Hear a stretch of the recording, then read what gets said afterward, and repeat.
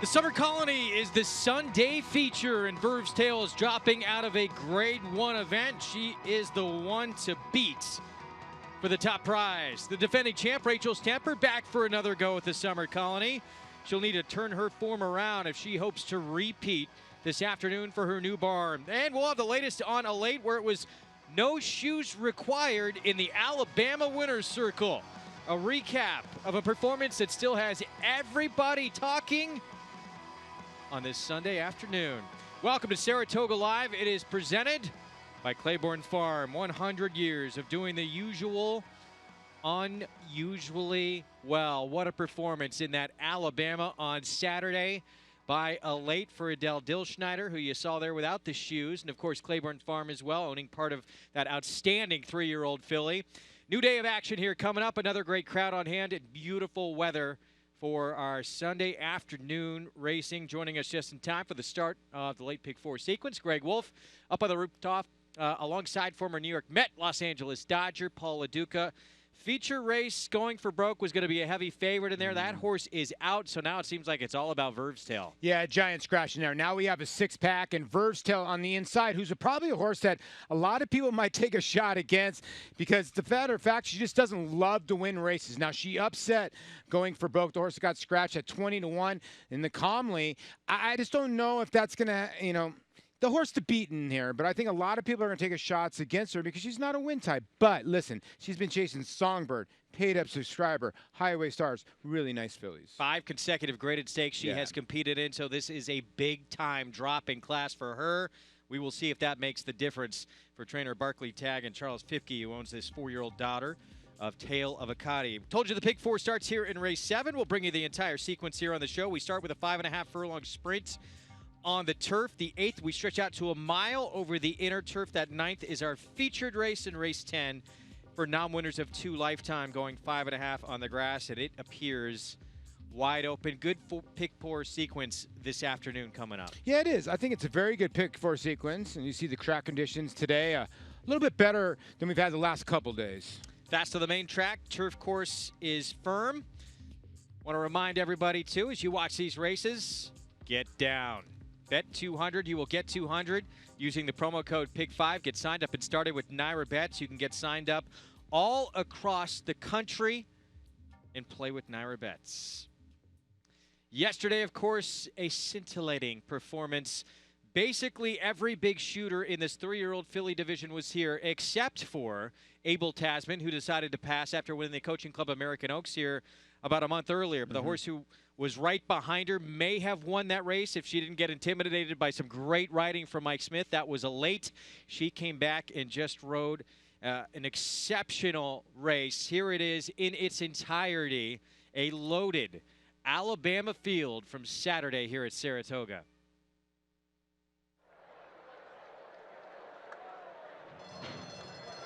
They're off in the Alabama. Unchained Melody had a very good start. It Is Well goes with her on the inside. So these two out to the early lead together. Arrogate is away running in 3rd. New Money Honey is 4th. Holy Helena 5th. And then Salty and Mopetism on the outside. Lockdown is 2nd last. And the early trailer is late running Actress. They race for the first turn here. And It Is Well takes up the running.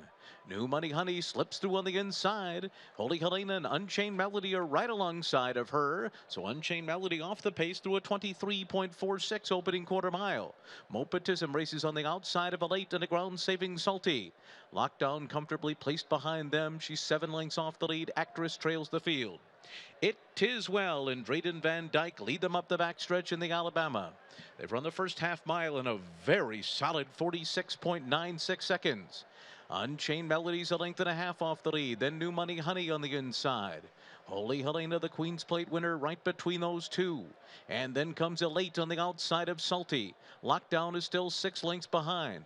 And then it's Mopetism, and Actress trails the field. It Is Well, every step of the way. 3/4 up in 110.92. It continues to be a very swift pace here in the Alabama. Her lead is a length. And now dropping through the field is Unchained Melody. She has stopped on the far turn. Unchained Melody has stopped on the turn. It is Well's lead is 3/4 of a length. Elate is now second. Lockdown has made a bid into third. Actress is closing on the far outside. She's coming wide around Salty. Then Holy Helena and Mopetism in their end of the stretch. And Elate has taken the lead. It is Elate coming to the final furlong in the Alabama. Putting away It Is Well. Salty runs through an opening on the inside up into third. Lockdown is fourth. And then Actress on the outside. But Elate is clear. Elate has moved away to a 4-length lead in mid-stretch. It Is Well clings to second. And then it's Salty. Elate has won the Alabama. A strong win here by 5.5 lengths. No steward's inquiry needed this time after that Coaching Club American Oaks for Elate. She dominates. She wins by 5.5 lengths. Third Alabama win for Bill Mott and the first graded stakes win for Elate. I mean, she was just dominant. It was just no doubt about who the winner was. Now, It's His Well went fast fractions, but she was able to do it by herself. Obviously, with Unchained Melody, something going to miss with her. Everything okay there, but she wasn't able to put any pressure on It's His Well. This was an impressive effort because if you look, Elate was the only horse on the outside. She went right by It's His Well like she was standing still. Salty ran another good race, but rolled up the rail.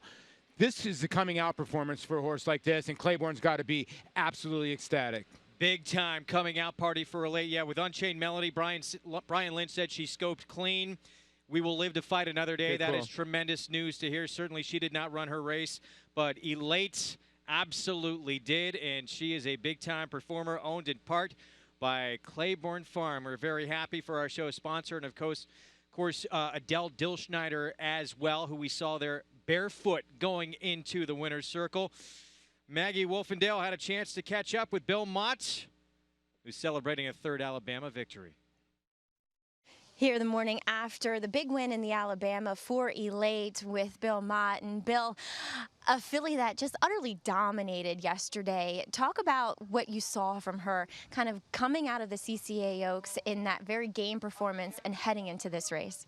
Well, I think it goes back to probably the race she won at Delaware, which was a prep for the Delaware Oaks. We used that. She moved forward there, and then in the CCA Oaks, she ran a winning race, and maybe, you know, I guess it's debatable whether she could have been put up as the winner or not, but you know, she'd come out of that race so well and trained so well, looked good, ate well, you know, gave us all the right signals that, you know, that the coaching club didn't take too much out of her and that she was still on track for a big race. And I really, you know, I didn't have much doubt that she would run a good race, and I guess we had a couple new horses in there that we had to prove that we could beat, but she showed us that in the afternoon. Granted, she comes out of this race in good condition.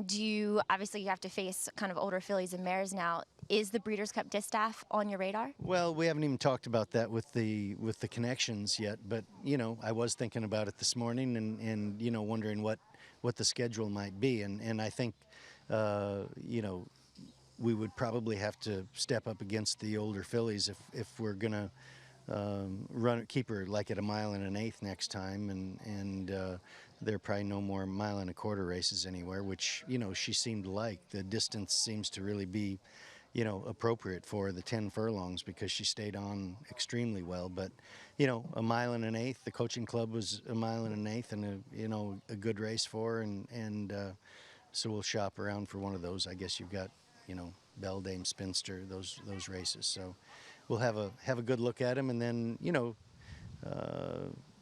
I guess you can win a Breeders' Cup with a 3-year-old. I believe Royal Delta did it when she was a 3-year-old. So it's within their possibilities. Congratulations, big win with Elate. Thank you.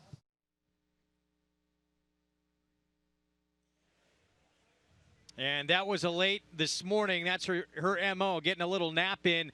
And we bring in New York Racing Association handicapper Andy Serling, one of the top trainers in the country, Tom Amos. And guys, Bill Mott said it. The last time he won this race, that filly went on to win the Breeders' Cup Distaff with Royal Delta. So that very much on the radar now. As it should be. She was an impressive winner. It's interesting, when Bill Mott won this race with Royal Delta, the Cotillion wasn't a $1 million race, I don't believe. So he could head there at Parks. But he ran her in the Beldame. He hooked Havre de Grace, who was ended up being the horse of the year that year. But that mare, or filly, I think she was a 4-year-old, went on the Breeders' Cup Classic, and that allowed Royal Delta to win the Breeders' Cup Distaff. Well, I mean, when you talk about Elate's performance yesterday, you have to recognize that with these young horses, with these 3-year-olds that are still developing, this is the time of year, the second half of the year, where it really matters in the voting, and also how are you going to do in the races against the older mares as the year goes on. So when you think about her, I think you have to look at her as Abel Tasman's big challenger as to who's going to be the 3-year-old filly of the year and whether those horses can step up and take on the likes of Songbird. As much as I like Elate, and I'm a big fan, I've been a fan since her debut at Aqueduct, Abel Tasman has the Kentucky Oaks, the Acorn, the CCA Oaks. Elate now has the Alabama. If Elate were to run the Cotillion and beat Abel Tasman, she might put her on level playing field. It's pretty close because Abel Tasman has a big lead. She'd have to run the Breeders' Cup Distaff and at least finish ahead of Abel Tasman. Don't you think, Tom? Well, what I think is, I have a question for you. So you think Abel Tasman should have come down in the CCA Oaks, which would have put this mare, this filly, as the winner of that race. Where do they fit if that takedown had happened? If that takedown had happened, I think they might be on equal footing at this point, and would see what happens from here on out. Unfortunately, for my depleted bankroll, that didn't happen, Tom. The brilliance of Andy Serling. Did you mean to say on equal footing as we saw the shot of Adele Dilschneider there well without any shoes on? I was suggesting that had they taken down Abel Tasman and then this filly Elate would have had the Grade 1 wins, the CCA Oaks and the Alabama, and at that point, if she was taken down, Elate would have had the Kentucky Oaks and the Acorn. Then they might have been on equal footing. But they aren't on equal footing, even though in my heart I feel they are, Greg. Listen, you know, you guys make good points. You points about Abel Tasman, and you make a good point about Elate, and then you talk about Songbird. You know what? This could be an unreal distaff if you throw in Vale Dory and Stellar Win. Think about it, guys. I'm going to tell you, if I comment on that race, you know, all heck is going to break loose. Isn't it time for someone to say that those feet were a lot prettier than Ken Ramsey's? That goes without saying. Good one, Tom Amos. We're going to set up the 7th here. Start of the late pick 4 coming up. Wicked Macho taking all the money now. Ran a huge effort. That was his turf debut. Back on July 26th, it came here at Saratoga. We're going to start, though, on the outside with New York's finest, Linda Rice, Jose Lizcano, and never discount a horse for course. New York finest 2 for 2 on the Saratoga turf. Yeah, broke like a shot. She's the white face right on the front end, or he's the white face. Now, the thing I like about this effort, tiny bit washed out on the neck, but he was ready to go from the get-go. He beat Claiming 40 non-twos. I get it. He cleared the field easily. He was gelded right before this start. The horse that finished second, Linda Rice, won this race, then claimed the horse that ran second, then ran that horse back and won. So I get it. The 1 is the horse to beat in here as we look at the 4 as well, Italian Syndicate, but the 10's probably the horse to catch. So, yeah, a couple of horses first time on the turf. This is one of them, Italian Syndicate. For more, let's check in with Maggie Wolfendale. And Greg, why Italian Syndicate is dangerous. Getting on the turf for the first time is not that he looks like he has an overwhelming turf hoof or that he's physically or bred to really like it. It's his speed. Going the 5.5, it's more about the distance with this horse. And a lot of times these horses, even if they aren't really, you know, turf superstars or really have a strong affinity for it, they'll just be able to carry their speed a bit further on this surface. And like I said, it's 5.5. He looks healthy. He looks great. We'll see if his speed is that dangerous. Now, number 8 is Macho Maya.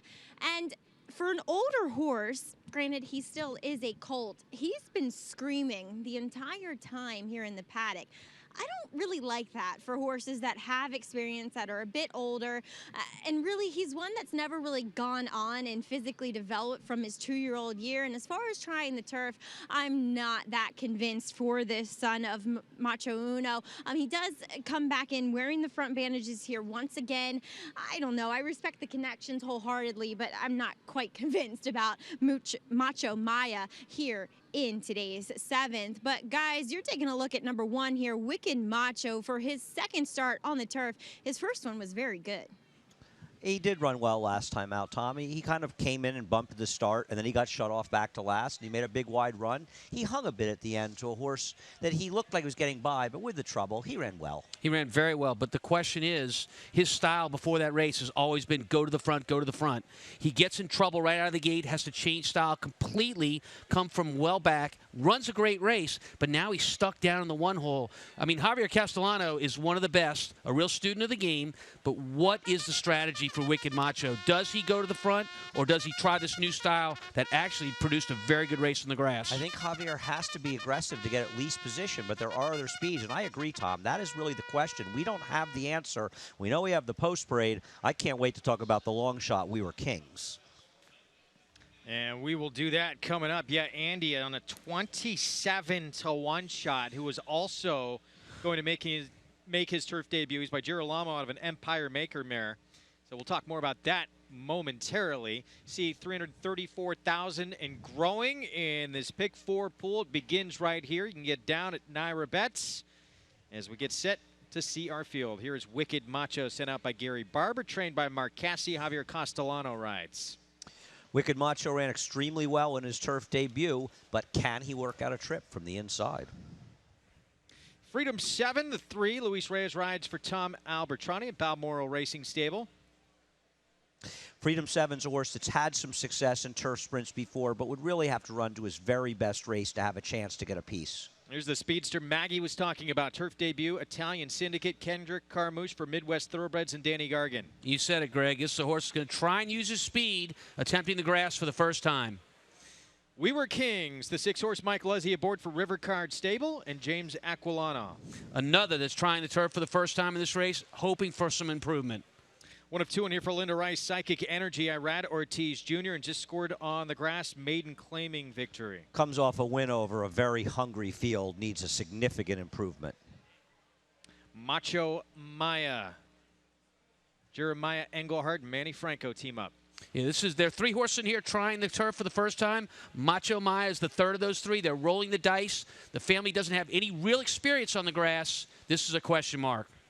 Garrick Denani was 2.5 lengths behind Wicked Macho last start, sent out by Bruce Levine with Jose Ortiz. A fast pace would help this runner who disappointed in his last start, but has a real chance. And New York's finest, again, he's 2 for 2 here on the Saratoga turf. Linda Rice, Jose Lezcano. And gets a great post from the outside. The other with tactical speed, other than the 4 in this race. I think he looks to go to the front and improve his position. So 3-1 on New York's finest. Went gate to wire last time out. Can New York's finest go 3 for 3 on the Saratoga turf? With more, let's go to Gabby Gaudet. Thanks, Greg. And standing by with Gil Hyatt. He's actually the owner's son, but it's Tick Stables. Who's actually involved in this ownership group? Well, Tick Stables composes 3 idiot cousins, hence Tick Stables. My father and 2 of his first cousins. All right, so we were talking off air, and you said you took the day trip up. Where do you come from? Come from New York City, hence the name, among other things. Named after the fine men and women of the New York City Police Department, among other things. So up here for the day, and just looking forward to a wonderful evening at the track, and hopefully we'll do well. What's more nerve-wracking, running a horse here at Saratoga or being on live TV? Certainly live television, though I'm very happy to be on both. Yeah. All right, and one final question. Well, your dad has been in the game for quite some time. Are you going to follow suit and maybe own some horses? We'll see how today goes, and, you know, I'd love to represent more in the future, absolutely. Yeah. It's a tough game, but you definitely have one of the best trainers sending it out in Linda Rice, Greg. Absolutely. And one of the best stable names, too. 3 idiot cousins? That's tremendous. New York's finest going to try and make it 3 for 3 on the Saratoga turf. Late pick 4 is coming up next.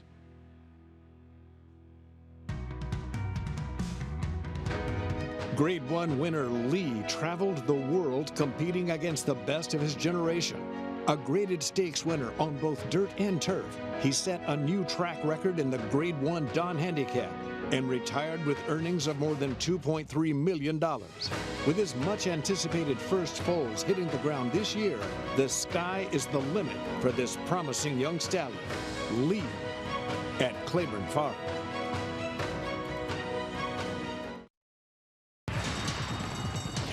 Change the way you watch racing forever with the new Naira Now app. Live racing in English or Spanish from a variety of camera angles, race replays, talking horses, race analysis, and a multitude of on-demand content, all in high definition. Naira Now is available on many platforms, including iOS, Android, Roku, Apple TV, Amazon Fire, and more coming soon. Download Naira Now today, free in the App Store, and start watching the best racing like never before.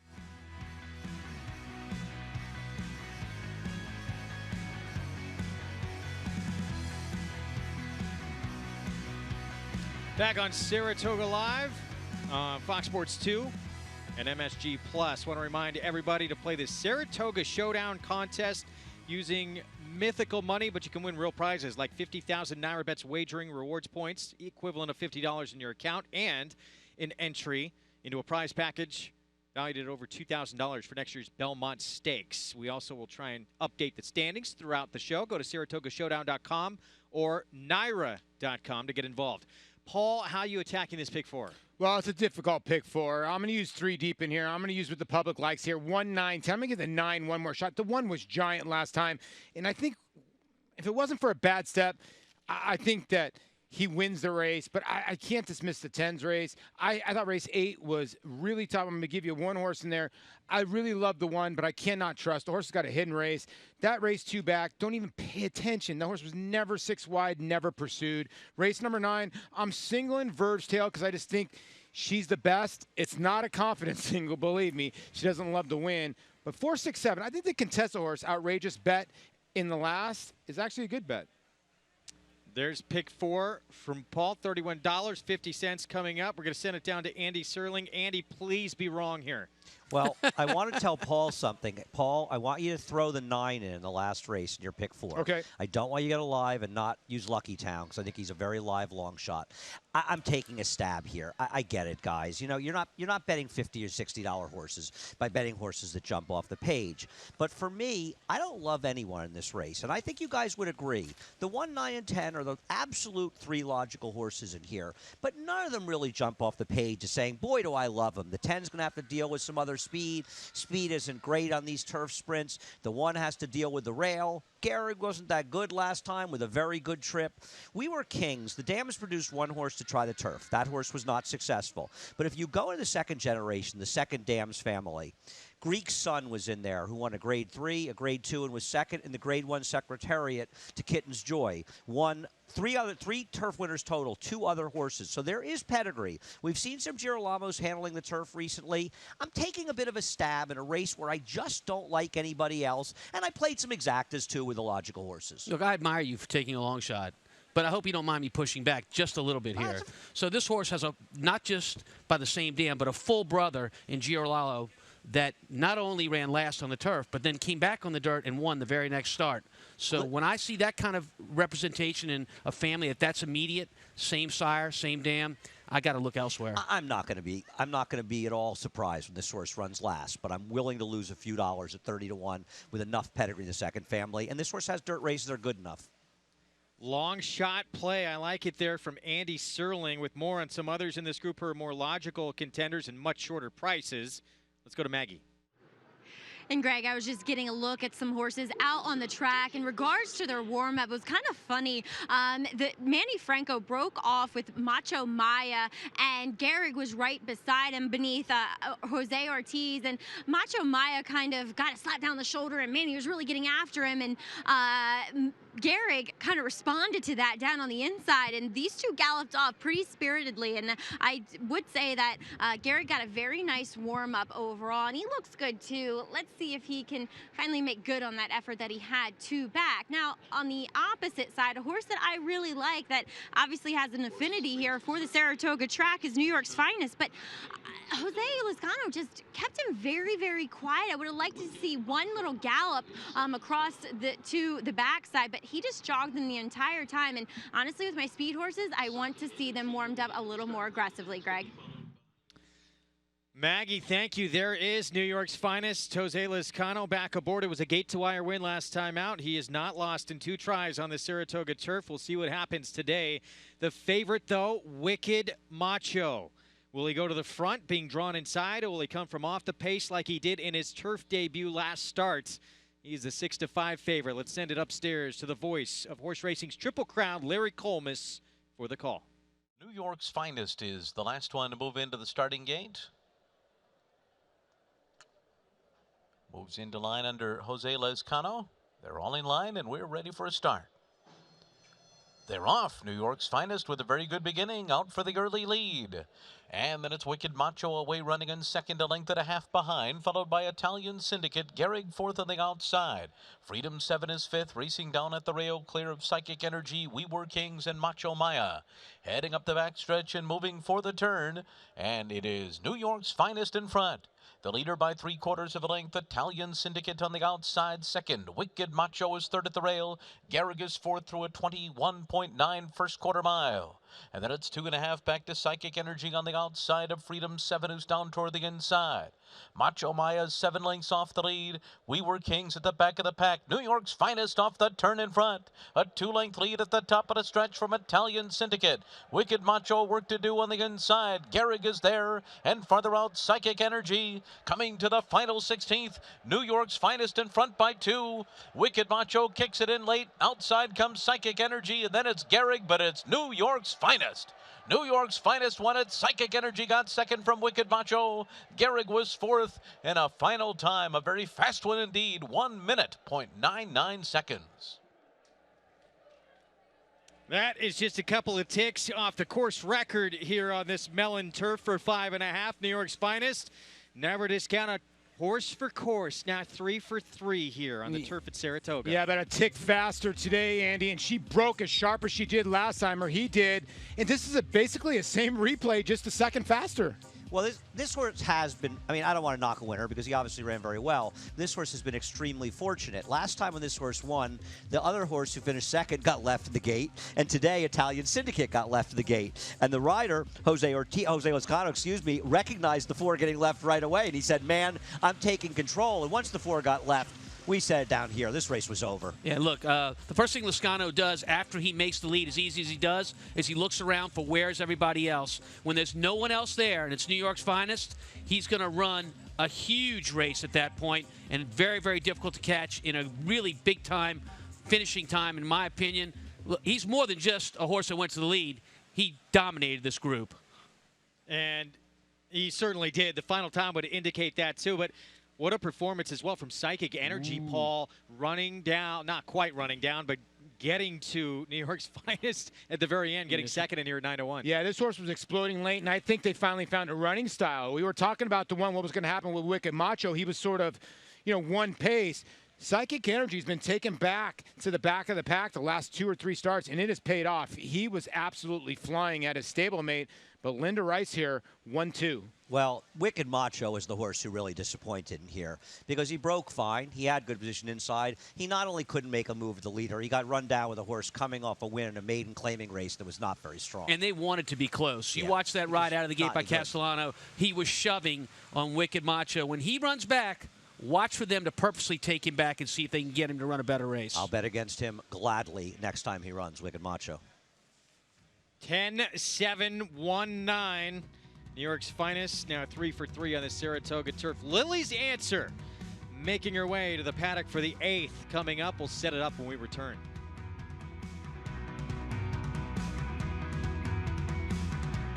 Make NyraBets your home for online horse racing and betting. Use NyraBets to bet on live horse racing from around the world.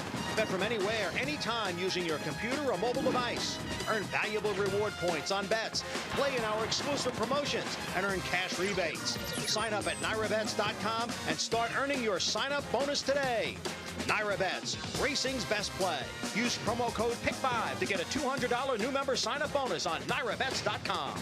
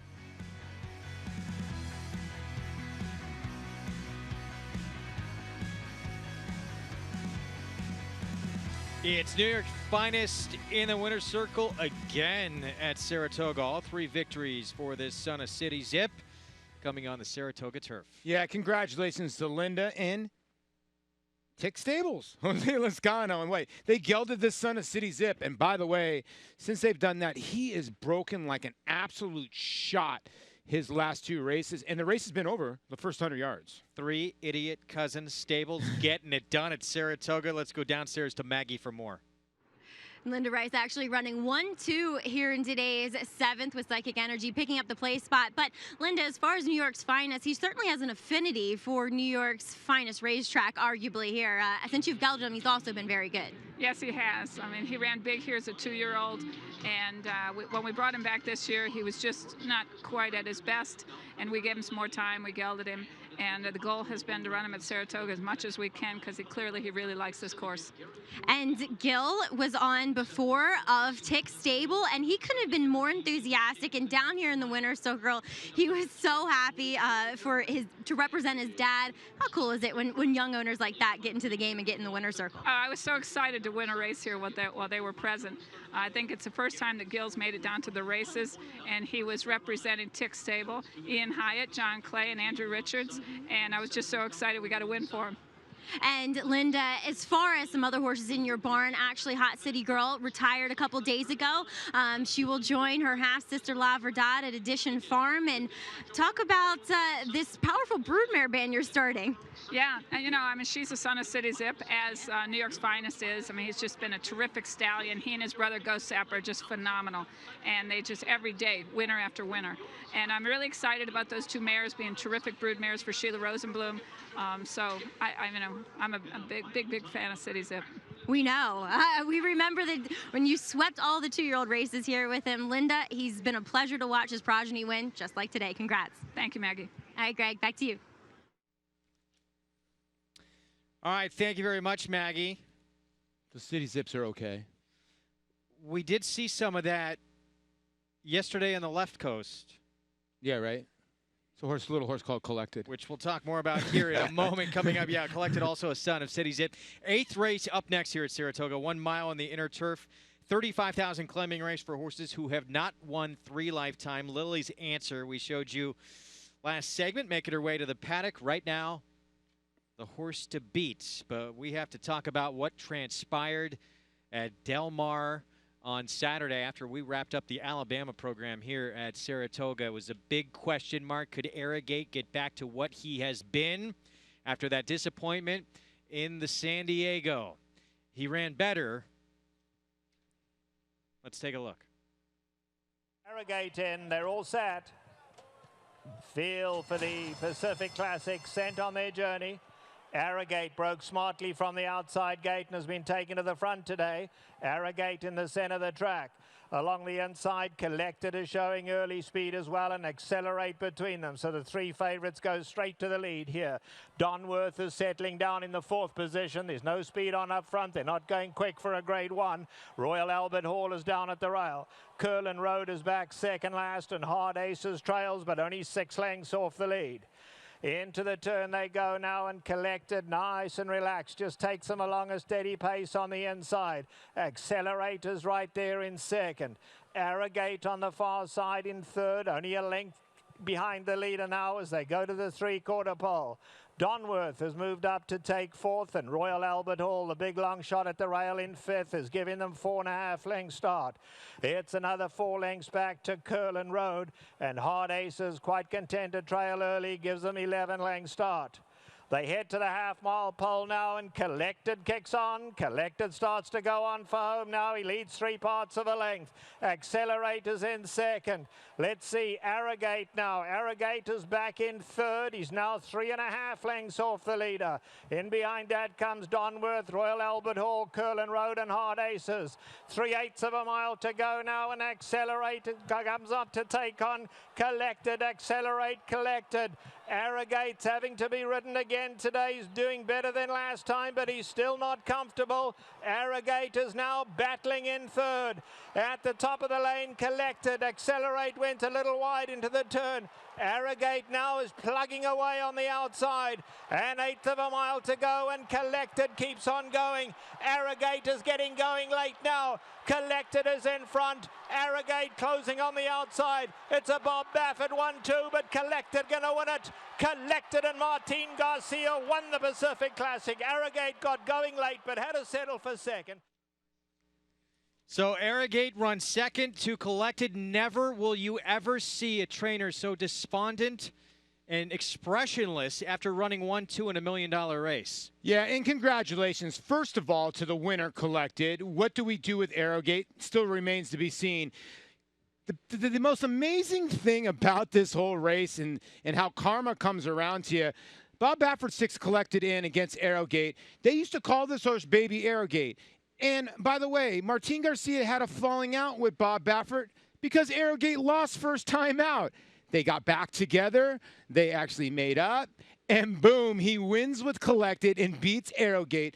And the other funny part about this, if you're a guy that knows Bob Baffert, when he sticks a horse on the turf course, they're usually done. It's usually the last resort. This horse started on the turf course. I think this horse is an overachiever. They've taken the blinkers off of him in his last 4 starts, and he's turned into a superstar. I think a lot of people did not give him credit or Martin Garcia credit for the win yesterday. They focused on Arrogate. Martin Garcia, everybody thought he was joking after that 14-length win in the Precisionist. He said, Arrogate doesn't want to face this horse. Everybody thought he was joking. I think he was joking. But all of a sudden, Arrogate, not the same horse, and Collected beats him in the Pacific Classic. We'll send it downstairs. Tom Amos, I want to get your input here. Look, it was not the same Arrogate still that we're used to seeing, even though he was better than the San Diego. Can he get back to who he was earlier in the year, before the Breeders' Cup? Well, let's talk about the race first of all. Arrogate's most recent race in the Pacific Classic reminded me a great deal of what I saw in Muhammad Ali at the end of his career. You saw a champion, you could see class in the way he fought, but he wasn't the same. Arrogate does this on sheer heart and determination and class, but this is not the Arrogate that went to Dubai and we saw last year running in the Breeders' Cup. And as to whether he can get back or not, it's only a question that the stable can answer. Bob Baffert's one of the best. They've got plenty of time before the Breeders' Cup. I don't know what that schedule's going to be. I don't know the ins and outs of what they're doing with this horse. But that question is for Mr. Baffert. And if he's going to run him back, you can believe it's because he thinks he has him right. He's still got a 114 buyer in this race. And I agree. Watching him run, it just doesn't look like he was moving as fluidly as he has in the past. It's not really my strong suit. I defer to you on that, Tom. And since you say it, I'll believe in that. And clearly, even for Arrogate, a 114 is probably about 4 or 5 lengths worse than he was running in those races. It doesn't diminish what he did in the past. He's not running quite as well.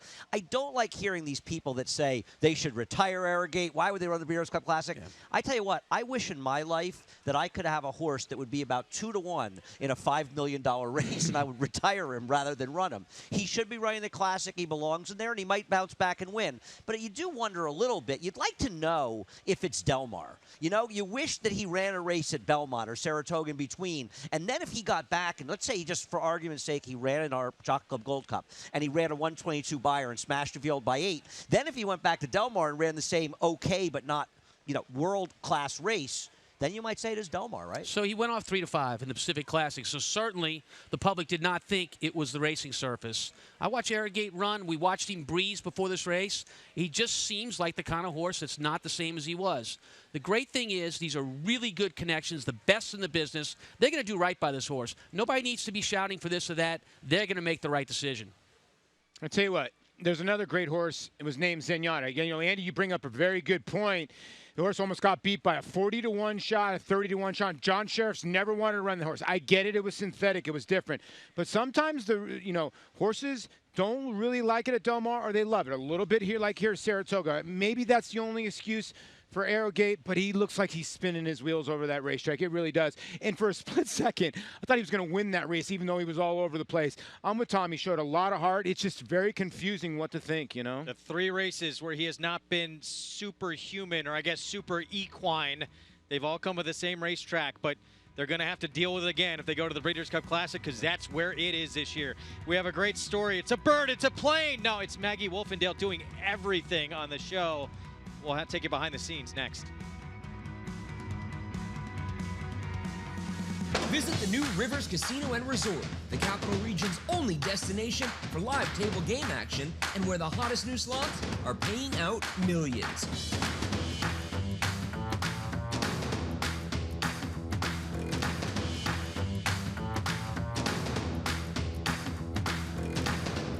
Sign up for Rush Rewards and play up to $500 in slots on us. Plus, we'll double any casino offer and match your tier. Rivers Casino and Resort. And they're off. NyraBet's Pick 5 is now available exclusively online at NyraBets.com. Bet the NyraBet's Pick 5 every race day with a 15% takeout on the last 5 races on the card from the country's best racing at Belmont and Saratoga. Find it nationwide on NyraBets.com right in the Bet Type drop-down menu or at any Nyra track or New York OTB location. NyraBet's Pick 5, racing's best bet.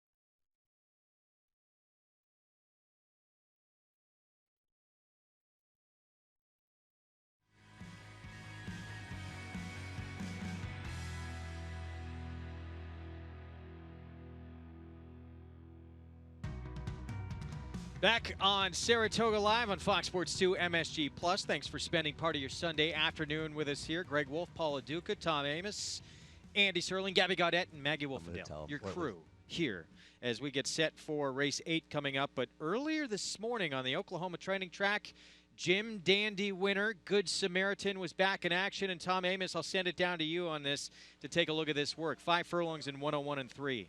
Yeah, a really, really good work by Good Samaritan. Watch the rider's hands. That's what he's going to use to call upon Good Samaritan. But if you don't see him move, there's a reason for that. He never really calls upon Good Samaritan. And you can see from the back, his body position is against the bridle, and that's a sign that he's doing it all on his own. I wish I had known this kind of work existed before the Jim Dandy. Now I know why they put him on the dirt. Huge work this morning, looking good for the Travers next weekend. Here's his trainer, Bill Mott, on the work. We went off from the 5/8 pole, and he was, tracking his workmate. He was about a length or two behind, going into the turn, and they joined up and finished together. But he finished up his last quarter in 24, galloped out very well. I mean, he was galloped out 6 furlongs and 1:15 and change over the Oklahoma track, which is very good time. I mean, he did it the right way. I mean, he was still well within himself, but showed good energy and was moving well and looked, so far he looks like he's come back well. He's cooling out well, and seems like he was out for an easy gallop. Frankly, I didn't know what kind of race to expect last time when we put him on the dirt for the first time. I think it was, something that we wanted to do and we needed to do. Number one, to get our horse on the dirt and show that, he can handle that and beat the top horses, and looking down the road, of course, being a stallion prospect. So, we like the way he's doing, and we respect all the competition, but I wouldn't trade places with anybody right now.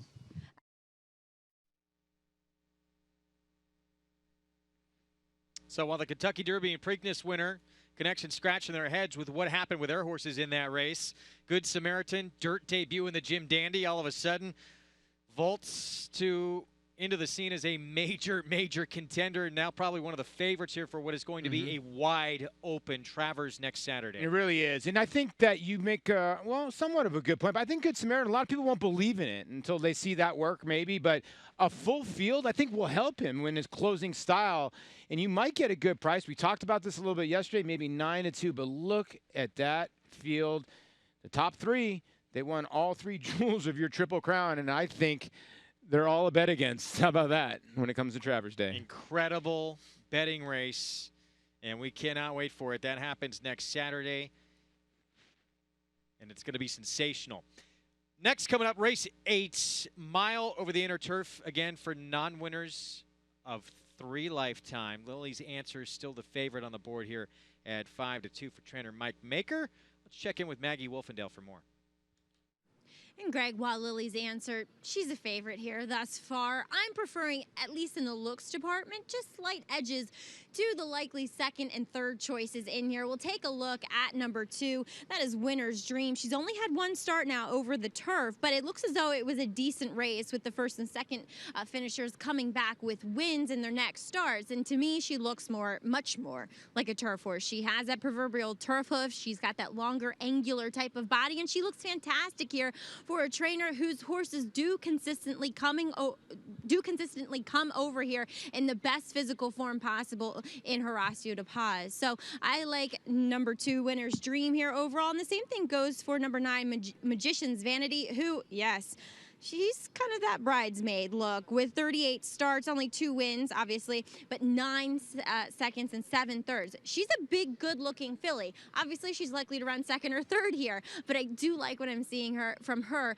for trainer Mike Trombetta. But, Andy, I know you're taking a look at a horse who's still at kind of a short price as well, getting bet, I should say, number 1, Romantic Music. You know, Maggie, it just seems like a race where I feel like the 8 and 9 are maybe the right 2 horses, but their horses have had their chances and don't seem to win.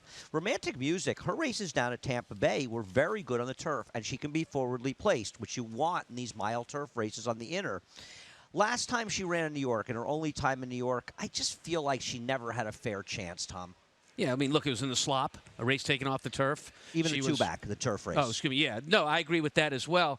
And I think you turn to the board with these connections because oftentimes, money shows when they think these horses are right. Romantic Music bet down to 4-1 from the 8-1 morning line. And when she ran on the turf, she was out of the game early. She's a horse that needs to be in the game, and you know Javier knows that. Now, the 8-horse Lily's Answer, she is absolutely logical here on talent for Mike Maker. But she couldn't get it done at 3-5 with a good trip last time at Parks. Why should I want her this time? She had a beautiful trip this day. Well, you should want her because the winner that day came back and won a Pennsylvania bred stake, and the third place horse came back and won a 2 other than. But she won on synth.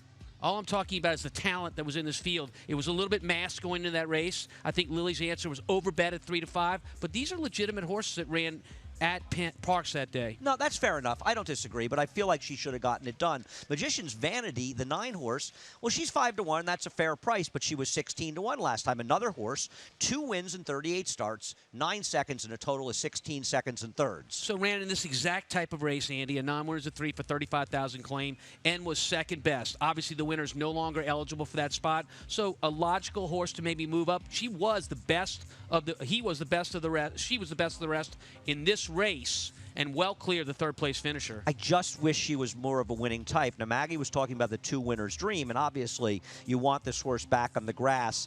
I'm not thrilled by the field. You talk about the field Lily's Answer being in was good at Parks. I don't think the field that Winner's Dream ran against at Laurel was very strong. But it is a drop down, and this horse is getting a class relief here and shows some very, very fast works coming into this specific race. So to me, I get with this drop down and a class relief why Winner's Dream is a horse that could be figuring in here. You know, I look at this race and it just feels, Greg, like the 4 we talked about. Now listen, I'll take any long shot, but they look like the right 4. They certainly do, and usually that's when chaos ensues, especially here in Saratoga.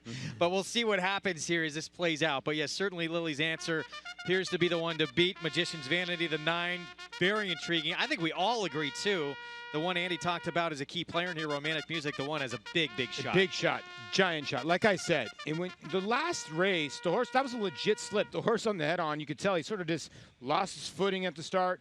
The race before that was really good. Here's Romantic Music to kick off our post-parade. Javier Castellano aboard for Derek Ryan. This horse has got back class at Tampa, a buried race 2 starts ago where he had no chance, or she had no chance to run. She is a price and a play here at 4-1. Sagamore Farm sends out Winner's Dream. Jose Lezcano will look to go back-to-back on the turf for Horatio de Paz. Gets back to the right surface for a trainer who's having a very good meet with limited starters. The 3 was an interesting long shot in here. Ready for summer, Manny Franco for Steve Claceris. Hot at the claim box 4 times in a row for a horse who's 0 for 10 the last 2 years. A lot of seconds as well. Bluegrass Hip Hop is the 4, Irad Ortiz Jr. for Rudy Rodriguez. Attracts Irad Ortiz despite having limited talent on the dirt and very little turf pedigree.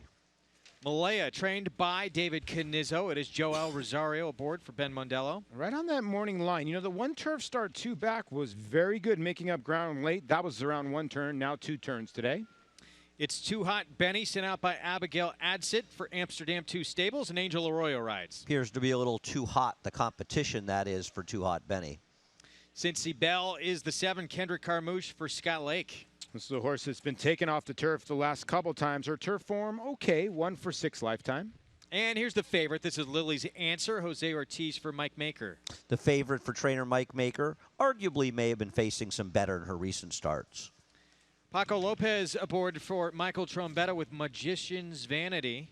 This is a horse that's been knocking on the door. She's 2 for 38 lifetime, but 16 seconds and thirds. And ECB Racing Stable sends out wonderful Savvy Rajiv Mirage rides for Bruce Brown. The far outside in a race that's loaded with speed. She too has some speed, but last time out took herself out of the race and was bearing out down the stretch.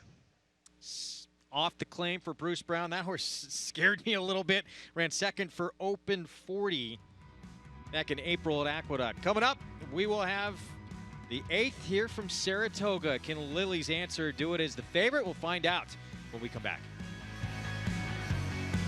Claiborne Farm is proud to offer the regally bred Orb. The son of Malibu Moon compiled a 5-race winning streak that included the Fountain of Youth and Florida Derby.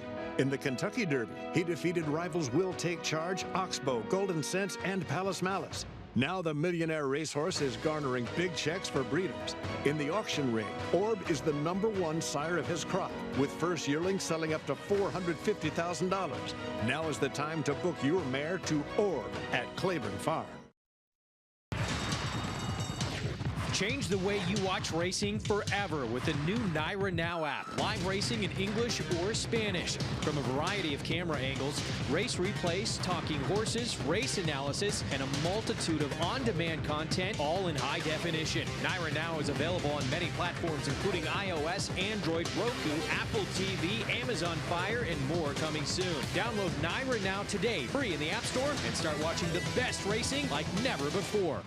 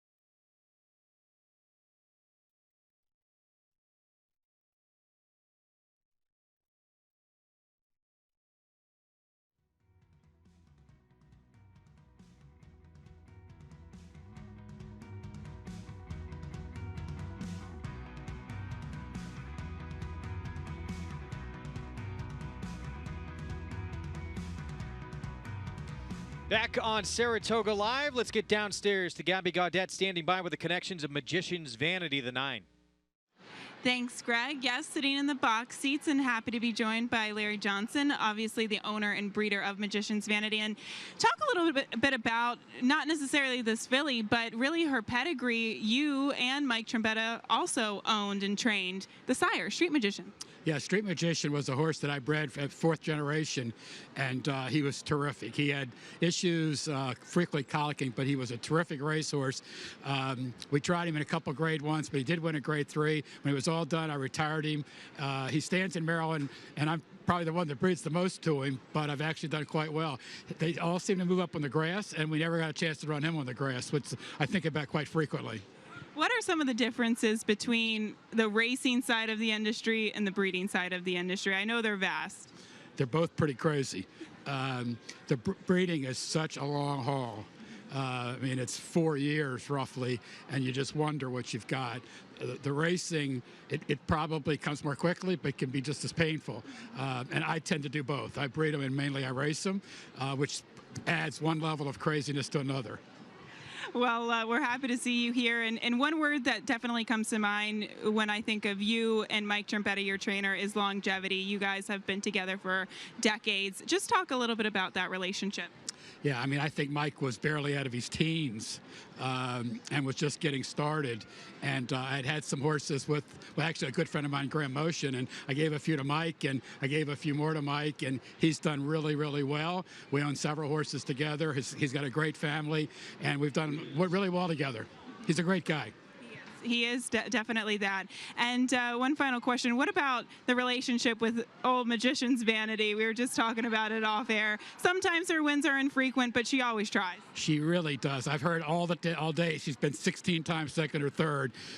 So I've had a love-hate relationship with her. But the reality is she tries every time, and I'll take that all the time. Greg, when you're an owner, well, if they keep picking up the checks, that's definitely a good one to keep in the barn. Thanks, Larry. Thanks.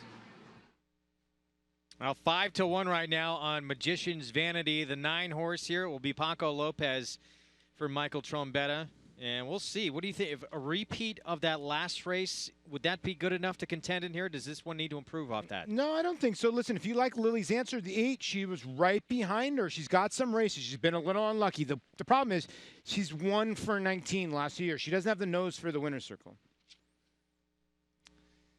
8th race coming up. And Lily's Answer, one of the few contenders here certainly in this spot, but it is Lily's Answer, yeah, the one to beat. 5-2 has been favored throughout here in the wagering. Jose Ortiz, Mike Maker teaming up with the 8 filly, Daughter of Kitten's Joy.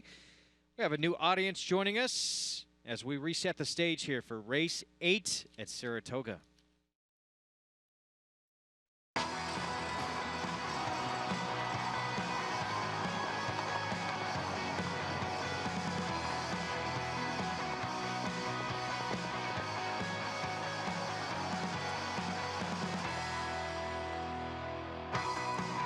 Welcome to Saratoga Live on Fox Sports 2, MSG Plus, and those who just joined us on Altitude Networks. Great to have you with us.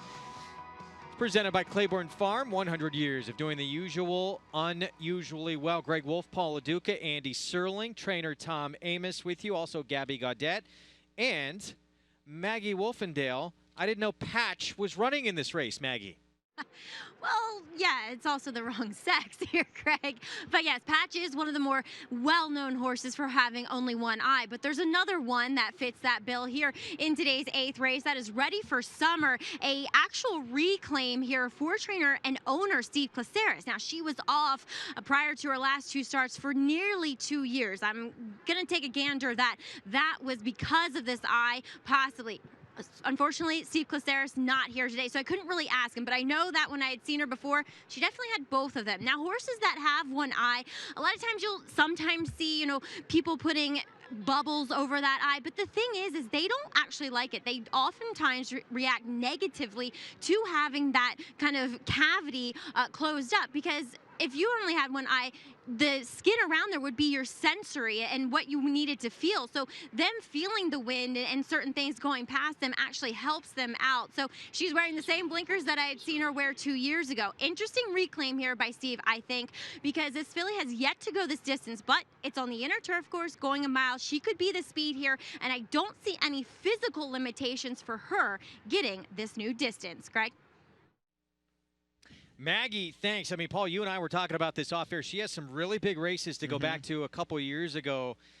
We'll see, though, but she has never done this. She was off for about a year and a half till she returned to the races. She really fires good races. 12 for 17 in the try. Doesn't love to win races, but a lot of this field is like that. But when you're 7, it's tough to go a distance of ground for the first time. You know, it's been a while. But, I mean, that is some great stuff to be reclaimed off a 2-year layoff. So Steve obviously likes what he saw in her training coming into that race.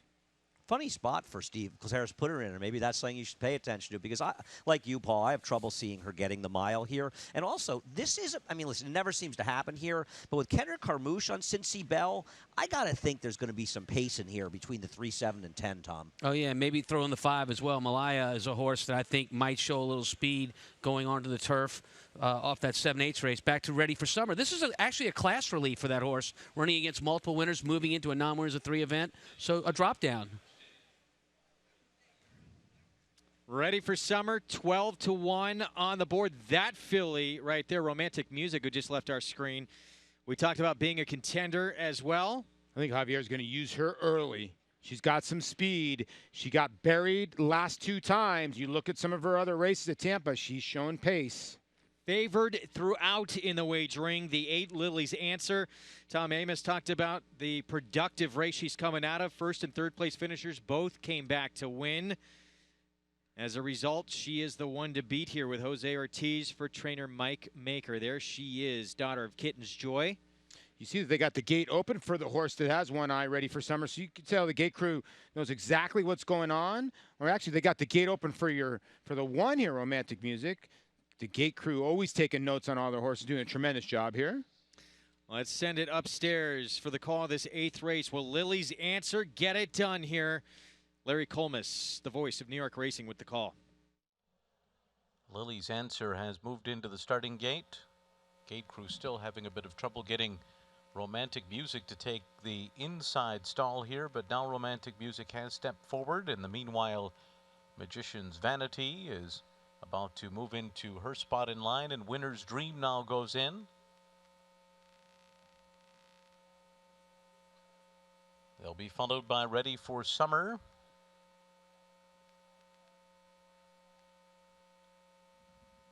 She'll be the next one to move into the gate. 5-2 odds right now on Lily's Answer. A slight favorite in the betting over Winner's Dream, as Ready for Summer and Manny Franco make their way up to the starting gate and go in. Here is Bluegrass Hip Hop. She steps forward and in. Malaya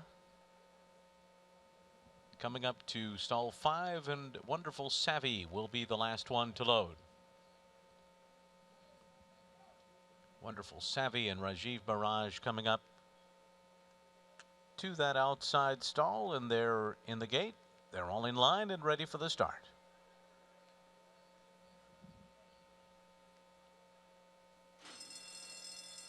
They're off. Good start by Winner's Dream, who came out of there running with Ready for Summer, now going up alongside to take over the lead. It's Too Hot Benny broke 3rd, then Magician's Vanity 4th on the outside, racing for the turn. Romantic Music will save all the ground there in 5th as they make their way around the turn, and Romantic Music got caught in a little bit of a tight spot, and then comes Cincy Bell, Bluegrass Hip Hop, and a 3-wide Lily's Answer. And then it's back to Wonderful Savvy and Malaya at the back. 24.27 was the quarter. They're on to the backstretch. Ready for Summer, and Winner's Dream takes her on from the outside. They're a half length apart. Magician's Vanity is 3rd on the outside of them. And then it's Too Hot Benny, Romantic Music to the inside, followed by Lily's Answer, who's got 5 lengths to make up and races outside of horses. Cincy Bell is next by another 2.5. Wonderful Savvy, Bluegrass Hip Hop, and Malaya. The half was 48.22. Now they're racing for the far turn, and it is Ready for Summer, and Manny Franco still in charge here by a length. Winner's Dream continues to pursue from her outside. Magician's Vanity is on the move too, and Magician's Vanity now making a bid on the outside of Ready for Summer, while Winner's Dream is put to a drive to keep up with them. Romantic Music comes into the stretch in fourth. Cincy Bell comes to an opening on the inside, and then Lily's Answer. It is Ready for Summer. Magician's Vanity on the outside runs at her. Winner's Dream angles out in third, and then Romantic Music in fourth. Magician's Vanity on the inside. Ready for Summer fights on. Ready for Summer, Magician's Vanity. Romantic Music closing late on the outside. Ready for Summer won it over Magician's Vanity, and then came Romantic Music and Winner's Dream in a final time of 1 minute 36.24 seconds. Manny Franco got to the front, and when company came, she dug in and showed some grit. Yeah, Ready for Summer, big race on the front end, going gate to wire here. Magician's Vanity had every chance to run her down at the end, could not get it done. Look, the tip-off here was a trainer that claims his old horse back. He knows what he's going to get, put him in a spot today. You know Steve Claceris is feeling awful good going to the winner's circle right now. Yeah, and a good job here being aggressive by Manny Franco and getting to the front end. And you make a great point, Tom. The reclaim, always a great angle. And listen, we all question whether this horse could get the mile, and he showed a ton of heart. She did, but I'm thinking the 9, Magician's Vanity, showed a complete lack of heart here. True too. I mean, we pointed out that Magician's Vanity, and I give all the credit, as you guys said, to Steve Placeris, getting this horse to win, stretching out. Of course, one guy goes, everybody else grabs. They go a slow pace. Credit to Manny Franco, who's having a sensational second half of the meet. But Magician's Vanity, we now know why she's 2 for 38 with 16 seconds and thirds. Yeah, she now 17, excuse me. Every chance down the lane did to she pass hang? that horse. And the one got a little rank on the rail early, but she didn't have an excuse either. Andy, you see anything either? No, I agree, Paul. I bet the one, and I got nothing to complain about. She had every chance to win. Javier gave her a perfect ride. He got her into position. She pulled out. And this is, you see finishes that are close, and you say, well, I could have won that. Paul, what scenario could the one have won the race if she didn't win under these circumstances? No, I'm with you. I looked at you, Wolfie, and when he hit her right-hander, I'm like, she's going to go by, and she just hung. Let's look at the nature of this condition. Non-winners of 3 lifetime, you're not going to see the biggest hearts maybe in this field. So you get a horse who gets loose on the lead. Good one to have. Because we talked about there was a lot of seconds and thirds in this race. A lot of horses don't want to win. Andy makes a great point about the 9 maybe just hanging, but don't take any credit away from the winner. I thought a horse that's 7, usually when they get a little older, they don't want to do something different. She's obviously been wanting to go long, and she got the job done today. 3-9, 1-2 finish, 14-1 on Ready for Summer. The old reclaim of the 7-year-old mare for Steve Claceris, paying dividends and gets the job done. We'll be back with the prices still to come. Our feature race this summer, Colony Verve's Tail, will be the one to beat for trainer Barkley Tagg. Trying to overcome a little second-itis herself. 6 of 13 career starts has been second. We'll see if she can get over the hump, dropping out of Grade 1 company. And we'll take you inside the world and behind the scenes of our own Maggie Wolfendale, the hardest working woman in horse racing.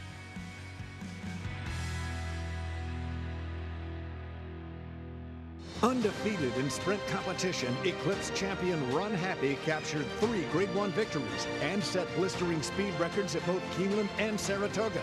In the Breeders' Cup Sprint, he dominated the world's fastest runners, going 6 furlongs in a record-breaking 1:08 and change.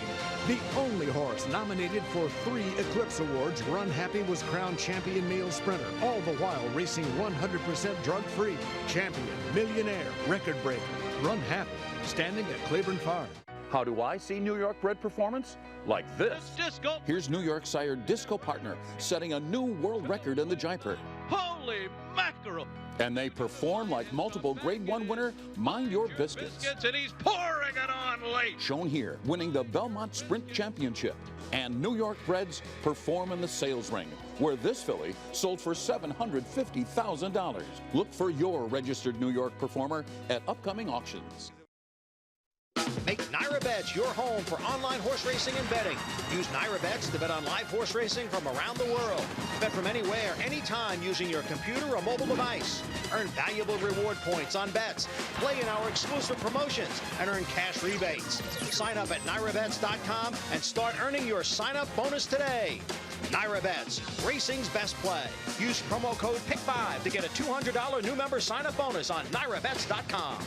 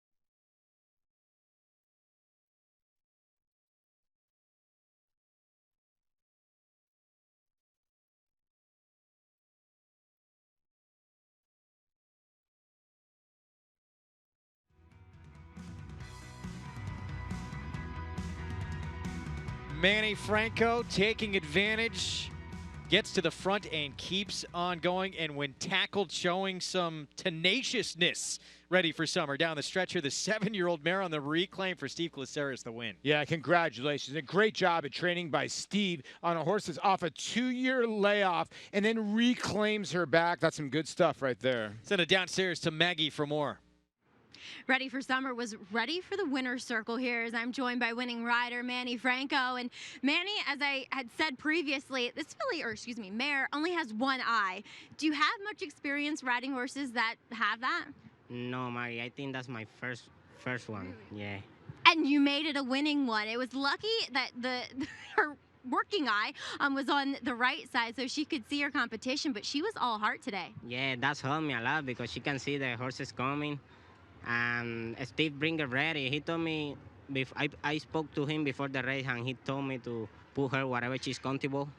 And she took me there, and I just let him find his stride, and she liked it, and she worked out good for me. And she was a horse that was stretching out here to the mile, but she certainly looked as though she handled it. She was comfortable out there and really got brave on the front end, Manny. Yeah, Maggie, when she made the lead, she was a little bit pulling me in the beginning, but when we get to the backside, she settled and worked. She did it. Well, great job by you. Great job by Steve Glaceris. Congratulations here. Thank you, Maggie. All right, Greg, ready for Summer? She was looking good here in the winner's circle. Did she get her good side? I think she did. Manny Franco, by the way, well done. 2 wins today, moves into sole possession of 5th here in the standings as he is starting to heat up as well. Nice victory right there. If you've been watching our show regularly here on Saratoga Live, you have seen Maggie Wolfendale, who just provided us that interview, giving us outstanding analysis in the paddock. Moments later, you see her on horseback talking about horses and then catching up with a winning rider afterwards. She's also has a 9-month-old baby and helps out her husband as well. How does she do it all? I have no idea.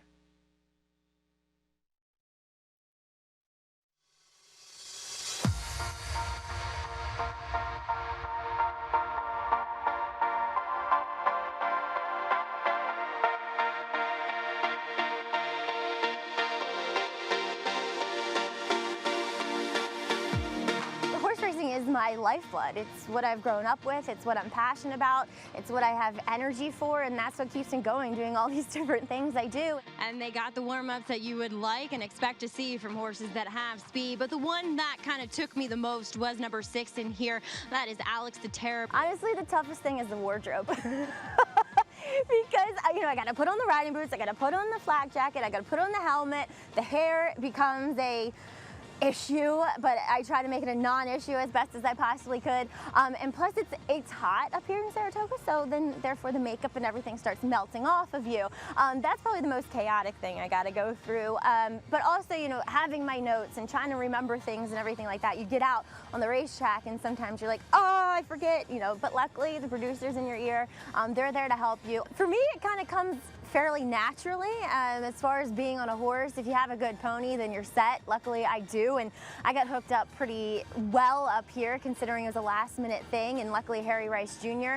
Worked for Shug McGahee, and Shug's using one of Miguel the Outrider's ponies, and he's well trained, so he knows exactly what to do. I really don't have to worry about him much, just kind of push button. And you know, interviewing the jockeys in a way is somewhat easier right after a race. Obviously they're going to be happy. You don't have to, like, you know, ask them too many tough questions as far as that is concerned. The emotions, the adrenaline, all of that's flowing. For instance, with Angel Arroyo yesterday, you know, he's always run away from me. I was like, no, no, no, this time I'm on horseback, I can chase you down. And I know that his agent Billy Castle and Ramon Dominguez have been working with him with his English, and he's been around, so I knew that he could do it. He was just very nervous and just trying to, you know, not make it totally easy for them, but make it so it's not a scary experience. No, you have to do it.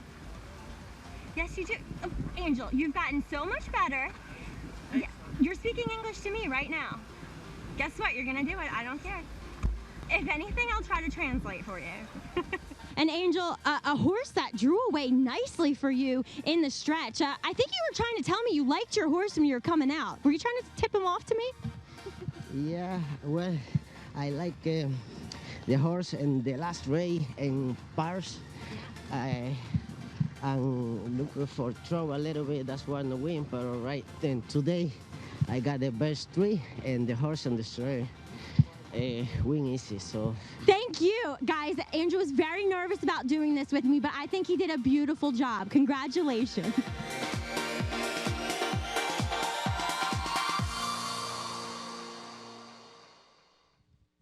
That's pretty incredible, and what a multitasker as well. She's doing all this, and then she still has to convince jockeys to do the interviews, which she catches up with them. You got to understand, this game is more superstitious than a lot of other games, a lot of other sports as well, when it comes to talking to trainers, talking to connections, talking to jockeys. Yeah, what Greg just mentioned is probably the toughest part is to get the connections, but that's why Maggie has the great relationships, able to have these connections, talk to you. She basically told you yesterday, right before the race, a late looked the best in the Alabama, and what happened? A late won. So she does a great job, and by the way, a lot of people don't want to get on a pony. It's still pretty tough to ride. Yes, it is. So well done. We absolutely appreciate what she does for us. And we're going to have a little more Maggie Wolfendale coming up later in the show. That was a nice piece, though. Yes. What do we do? We sit up here on a desk. Been picking losers. I know that. We need hockey pucks to hold our stuff down. Wow. We got to get to work. If you've been watching, I should say, New York Racing Association, providing all kinds of Spanish language content. Luis Grandison, he's the man, including calls of each and every race. Here he is with the start of the Naira Bets Late Pick 5. Por la parte de afuera, por dentro, va dominando el comando Piomis, va dominando el comando por dos cuerpos, tres cuerpos, va dominando Piomis, mantiene clara ventaja con Manuel Franco Piomis, se impone la sexta, segunda está arribando Mía de Oro, tercera está arribando Legendary. Perfect miss, faced first time out, a filly wound up being second in the Adirondack next out. Yeah, I'm sure the connections are happy that he won today at 2.5 to 1 or 2 to 1, but they probably wanted him to win at 53 to 1 first time out when he was the best that day, or she was the best that day, excuse me. And then New York's Finest from the 10-hole, and then Ready for Summer showing a ton of heart at age 7. So if you're live in this pick 5, good pool today at 161,000. Feature coming up next. That is the Summer Colony. Want to remind everybody, though, to get down and play that Naira Bets Late Pick 5. If you reside outside the state of New York, the only way to play it is with Naira Bets. So take advantage. It's been an incredible sequence. It has had tremendous payoffs at the end, and definitely something you want to be part of. So go to NairaBets.com, get signed up, and started there to be part of that. Summer Colony is coming up next. 4 to 5, as we expected to see a pretty short price on Verve's Tail, the one in here for trainer Barkley Tagg, because of the scratch of Going for Broke, who would have been a heavy favorite in this race. Yeah, I think Verve's Tale is the class of the field by far. Is she the horse to beat? Yes, on paper at 4-5. Does she love to win races? No. She won the Comley at Aqueduct when she beat Going for Broke in Lewis Bay at 20-1. Lewis Bay has not run back since. So do you want to take a chance with the other 5 fillies and mares in here to maybe upset? Coming up in the Summer Colony, you can earn a bonus on your trifecta. Hit the trifecta on your mobile device in this Summer Colony. You earn a 10% winner's bonus from Naira Bets. Tri bonus is offered every single day, so see the full list of stakes and bet Saratoga Racing nationwide at NairaBets.com. We're 18 minutes to post in the Summer Colony. How about a long shot who happens to be the defending champ? Rachel's Temper, can she do it again? We'll be back with more. How do I see New York bred performance? Like this. Disco. Here's New York sire Disco Partner setting a new world record in the Jaipur. Holy mackerel. And they perform like multiple Grade 1 winner Mind Your Biscuits. And he's pouring it on late. Shown here, winning the Belmont Sprint Championship. And New York breds perform in the sales ring, where this filly sold for $750,000. Look for your registered New York performer at upcoming auctions. And they're off. Naira Bets Pick 5 is now available exclusively online at NairaBets.com. Bet the Naira Bets Pick 5 every race day with a 15% takeout on the last 5 races on the card from the country's best racing at Belmont and Saratoga. Find it nationwide on NairaBets.com right in the Bet Type drop-down menu or at any Naira track or New York OTB location. Naira Bets Pick 5, racing's best bet.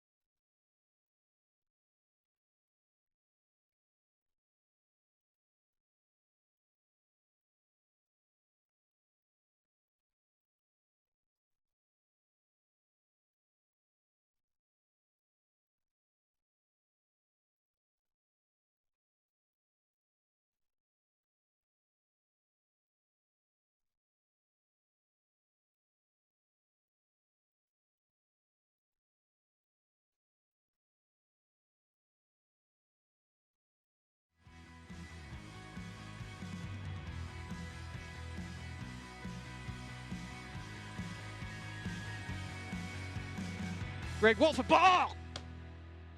Why would you do that to me? Vicious right hook from Paul LaDuca. Welcome back to Saratoga Live. Getting set for our feature coming up. It is the Summer Colony, Verve's Tale, and you were talking about her finale of 2016, Paul. She beat Going for Broke, who would have been the favorite in here. Yeah, the Comley here. And you know what? I still don't believe she won this race, and she won it in hand. Watch at the end of this race, Paco Lopez is basically wins easily. I mean, Lewis Bay was lugging out a tiny bit. She got a great trip this day. This is your worry because this is one of her other wins, and she had just broke her maiden before that. Now, does she face a weaker field than she's been facing? Yes. Is she the one to beat? Yes, but it's a tepid yes. Even money on a tepid yes from Paul LaDuca. For more, let's go to Maggie Wolfendale. And I want to thank you guys for showing that piece on me, and I'm very flattered. But I must say that trainer Barkley Tagg is making me look like a complete amateur multitasker, as he not only is he saddling the favorite here in the Summer Colony Stakes in Verve's Tale, but he brought one over to school, and it's a bit wound up here. Told me I can't tell you who it is, but I will once this horse runs, as he's schooling in a fly mask here to try to settle him down. But in regards to the horse at the moment, that is Verve's Tale. I love this distance for this filly. 2 turns, mile and an eighth, I think is absolutely ideal for her. She's a little more calm and relaxed than what I've seen in the past. That's a good thing for being here at Saratoga. So she looks good as your current favorite. But one that I'm noticing a difference in from last start to this one is certainly number 5, Blue Prize.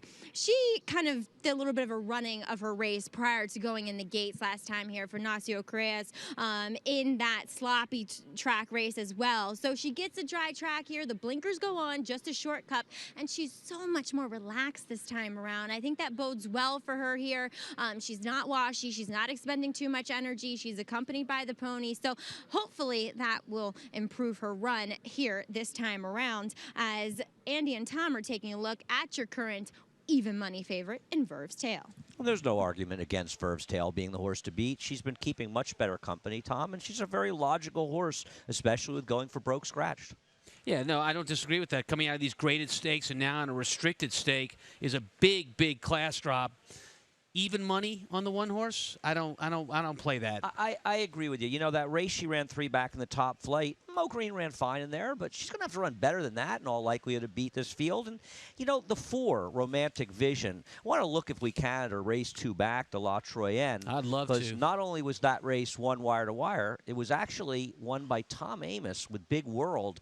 And we talked about this. That was a track that was incredibly kind to speed and inside speed, and Romantic Vision was outside and against the grain of the racetrack the whole way around, while Big World was taking advantage of it because her sharp trainer told the jock to go to the lead. Yeah, no, the track was certainly playing to the front end that day, but you're going to see the kind of heart Big World has. That's her on the inside. She looks like she's getting beat here, but she fights and fights, and Romantic Vision has every chance to get her down the lane. You can say it was the track. I get that, and I will tell you that track certainly played to speed, but this was at a mile and a 16th. My worry with Romantic Vision is, what is she going to do at a mile and an eighth? She needs to show better finish. And my other question with her is, why did she run as poorly as she did last time? But I still think she's a little bit interesting as an alternative, so I'll take a small shot with her. We do need, though, to talk about the horses coming out of the 7th race, July 24th, because I think in that race that Joel Rosario, I'm a big fan of, made a tactical error because he gave up his inside position. The rail was very strong that day. The winner, Furiously Kissed, took advantage of the rail, and Joel gave up his advantage by going outside. So not only was Joel ahead on Blue Prize and had the position on the rail, he gets off of it and gives it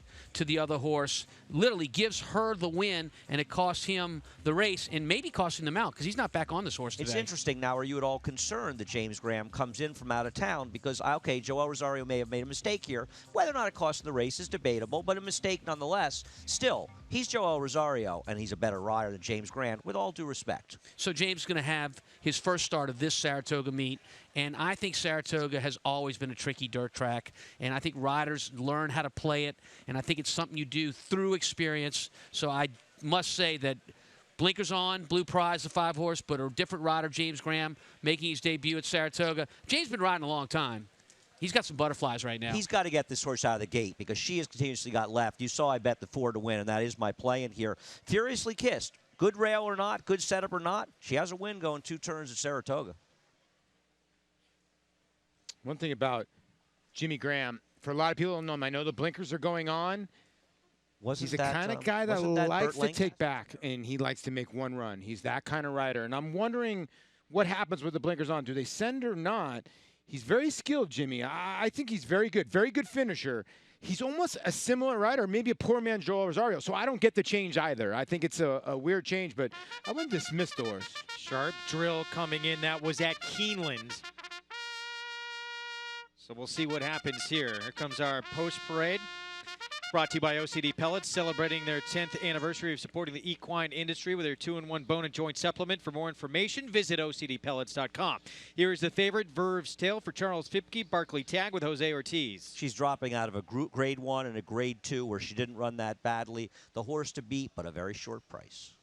Anita Colley Racing sends out Furiously Kissed, trained by Ian Wilkes with Julian Leperoux. Ian Wilkes will try to win the Travers with McCracken. He'll try to start it off with the Summer Colony with Furiously Kissed. Off a win at 2 turns at Saratoga. The 4 is Romantic Vision for G. Watts Humphrey Jr. Javier Castellano aboard for Rusty Arnold. She can be brilliant. Sometimes she doesn't show up. Very inconsistent. The question is, what will we get today? Second in a Grade 1, 2 starts back. That was on a sloppy racetrack. Here's Blue Prize for Maribel Stable. Ignacio Correa trains. Jimmy Graham aboard. A nice horse for Nacho Correas, but she needs to get out of the gate. She's broken slowly in both of her U.S. races. Rachel's Temper, campaigned by Newtown and her stud. David Canizzo trainee with Joel Rosario. Stretching out back out to a distance that she's been very successful with. And Annie Rocks is the 7 here. Carlos Martin off to claim. Angel Arroyo for Alex Kazdan. Look for Angel Arroyo to be aggressive with this filly with blinkers on and maybe try to wire the field. That is your field. For more on Furiously Kissed, let's go to Gabby Gaudet. Thanks, Greg. Standing by with owner and breeder of Furiously Kissed, Anita Colley. And you have a little bit of experience with this filly in terms of her pedigree. You do own the mare. Talk a little bit about owning the mare and kind of finding, how do you find the correct sires to kind of breed her to? Well, my husband gets a little upset with me sometimes around September or so, because I do spend quite a bit of time doing my research, going to the stallion farms, and actually physically looking at stallions. I've never been able to just pick a stallion out of the stallion register. I have to lay my eyes on them and see physically how they might match up with my mare. So just having done that, I knew what the mare was like. She was really small, but she had a ton of attitude. So I knew I needed a little bit more height, so I was hoping that I would get that with Langfair. He's not huge, but he's got nice size body-wise to him. So I think I kind of got that on this one. Well, you definitely do your homework here. And with Furiously Kissed, talk a little bit about her and her progression. That must have been an exciting experience with the victory last time out in the slop. Oh, absolutely. I broke my Saratoga maiden. So I had raced here before, but had not been fortunate enough to win. So that was quite fun. And there's also kind of a theme behind you naming your horses, I was reading. On Fire Baby, Furiously Kissed. What's that about? Yeah. I decided when I started naming them that I got the pleasure of doing that. I also had the responsibility of doing it. These horses will have this name forever. But I wanted to also have a little bit of fun with it too. And being a woman, I thought there were some fun names in high heels and strutting. And so, yeah, I just decided to have some fun. All right, well, girl power here in the paddock, especially as they send out Furiously Kissed, Greg. 5-1 on Furiously Kissed right now. We'll see if that horse came from the clouds to win last start. That was on a sloppy racetrack. We'll be back with more on the Summer Colony next. Change the way you watch racing forever with the new Naira Now app. Live racing in English or Spanish. From a variety of camera angles, race replays, talking horses, race analysis, and a multitude of on-demand content, all in high definition. Naira Now is available on many platforms, including iOS, Android, Roku, Apple TV, Amazon Fire, and more coming soon. Download Naira Now today, free in the App Store, and start watching the best racing like never before.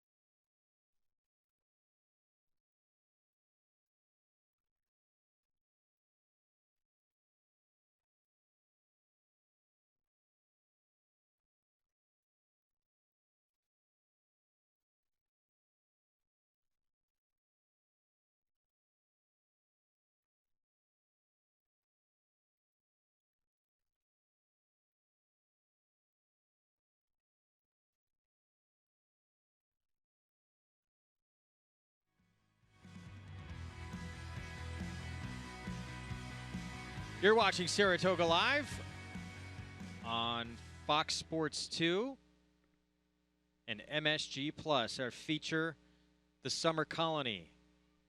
Coming up next, 4 to 5 favoritism. Verve's Tale. Send it to Maggie for more.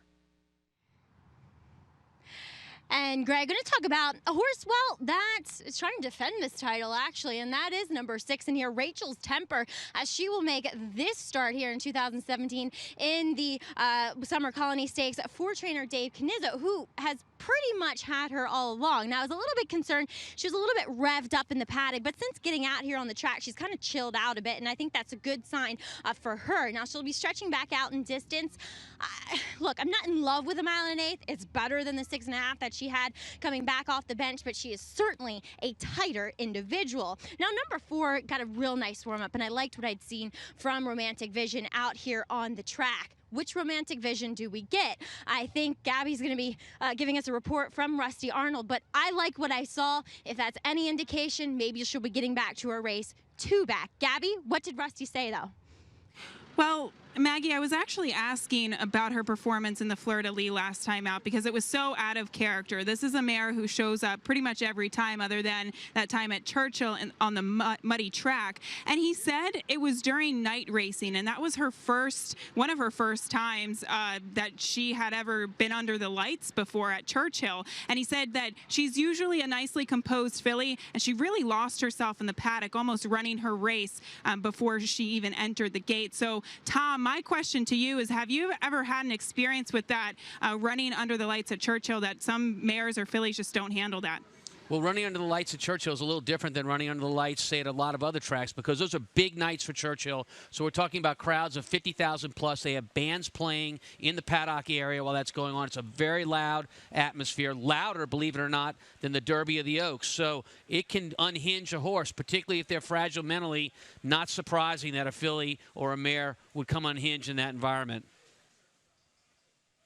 The 6-horse Rachel's Temper, I wanted to touch on her. I know she won this last year, but I think it's important to point out when she won this race last year, there was a suicidal duel. They went the half in 46-3 and 111-3. She was coming off a race where she barely lost to Going for Broke, and then she got this great setup. And Tiger Ride, who, by the way, bounced back from that race to finish second in the Grade 1 Beldame before and Forever Unbridled. Still, she got a dream setup and doesn't figure to get that today, Tom. No, with the scratch of the 2, Going for Broke, who I think could have shown some speed in here, Andy. The speed lays with 1 horse. Annie Rock's a 7-horse.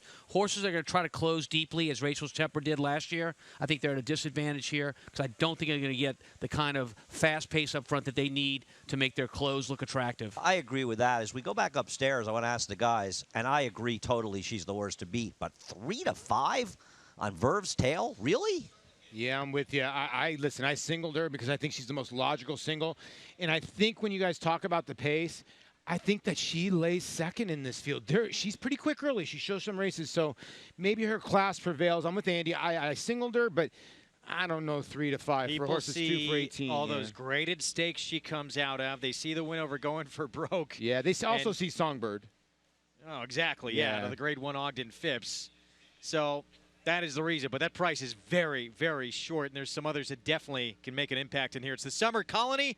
Verve's Tail, the one to beat. Let's send it upstairs to the voice of racing's Triple Crown, Larry Colmus, for the call. Prize about to take her spot in the starting gate. Here is Rachel's Temper moving in. And last to load will be Annie Rocks. Annie Rocks comes up and in. They're all in line.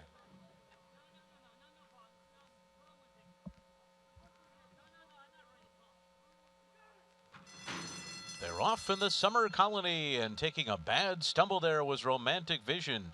Went down to her knees at the break. Annie Rocks on the outside, fires out for the front and clears her competition easily here. And Annie Rocks scampers off to a 3-length early lead. Blue Prize is on the outside of Verve's Tail, second and third. Break of another 4 lengths more to Rachel's Temper as they scatter early on, then furiously kiss. And after that stumble, Romantic Vision's been left behind to trail Annie Rocks, who ran 24.71 for the quarter. and moves on to the backstretch in front by a length and a quarter. Blue Prize on the outside is second. Jose Ortiz and the favorite Verve's Tale content to be third here. They're racing just 2 lengths off the lead and edging a bit closer. 5 lengths back to the other 3 who are right together now. Rachel's Temper outside of Furiously Kissed, and right behind them, Romantic Vision. So they continue through a half mile in 49.34 seconds. Annie Rock's taken on by Blue Prize. They're only a half length apart, and Verve's Tale continues to sit third with a half mile to go. It's now 6.5 lengths back to Furiously Kissed. Rachel's Temper, Romantic Vision is last. Around the far turn. No change so far. Annie Rock still leading Blue Prize. Verve's Tale still right behind them. She's just a length and a half behind and edging up now. She's getting closer. 3 wide on the far turn. Annie Rock's on the inside, starts to give way. Blue Prize takes the lead. Verve's Tale's going to take her on. It's now 5 lengths back to the others. They're into the stretch. Blue Prize set down as they come to the 8th pole. Verve's Tale runs at her. These two, 1-2 with a furlong to run. Furiously Kissed has progressed into third, but she's 5 lengths behind. And then it's Rachel's Temper on the outside. The battle continues. Verve's Tale and a stubborn Blue Prize on the rail. Blue Prize, Verve's Tale bobbing heads down to the line together. And it looked like Verve's Tale got her. Blue Prize dead game all the way. Then Furiously Kissed and Rachel's Temper in 150.53. Wow, what a stretch duel to the finish. Blue Prize would not give an inch, but in the end, the class prevails. I believe Verve's Tale gets it here. Yeah, a very big win for Verve's Tale, a tough beat if you took Blue Prize. And the start was very important here because the 5 actually broke well today, and that allowed her to get good position and almost get the victory. She just couldn't hold off Verve's Tale in a very, very nice stretch duel. The 4, Romantic Vision, lost all chance at the start when she stumbled to her nose. Clever move by the trainer of Blue Prize. Blinkers on to keep in position. James Graham, you could have had any rider in the country on Blue Prize. You wouldn't have gotten a better effort than you got from James Graham on Blue Prize, the 5 horse. He had this horse in great position against a slow pace. You knew turning for home, it was up to these 2 horses. Nobody was going to close in that slow pace. A terrific battle down the lane. These are real fun to watch. Unless, of course, you picked the 5 to win the race like I did. Yeah, you're right, Tom. You know what, too? And you know just as well watching Jimmy down in Louisiana. He can finish on a racehorse. I'm with you. He gave the horse a giant ride. We'll get back to the beginning of the race. The 4 absolutely a horrific start. And you know what? And hopefully everything's okay. He walked across, or she walked across the line. But, you know, Javier Castellano just took care of her after this, guys. Because, listen, the race is over. You have to be a super horse to win after that.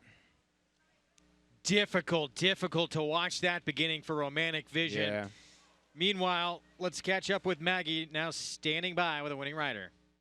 Winning rider would be Jose Ortiz. We seem to talk to him a lot here, guys, as far as the stakes races are concerned. But Jose Verve's Tale here today, she just got the clash lead. But the 5 Blue Prize certainly gave you a run for your money down the lane.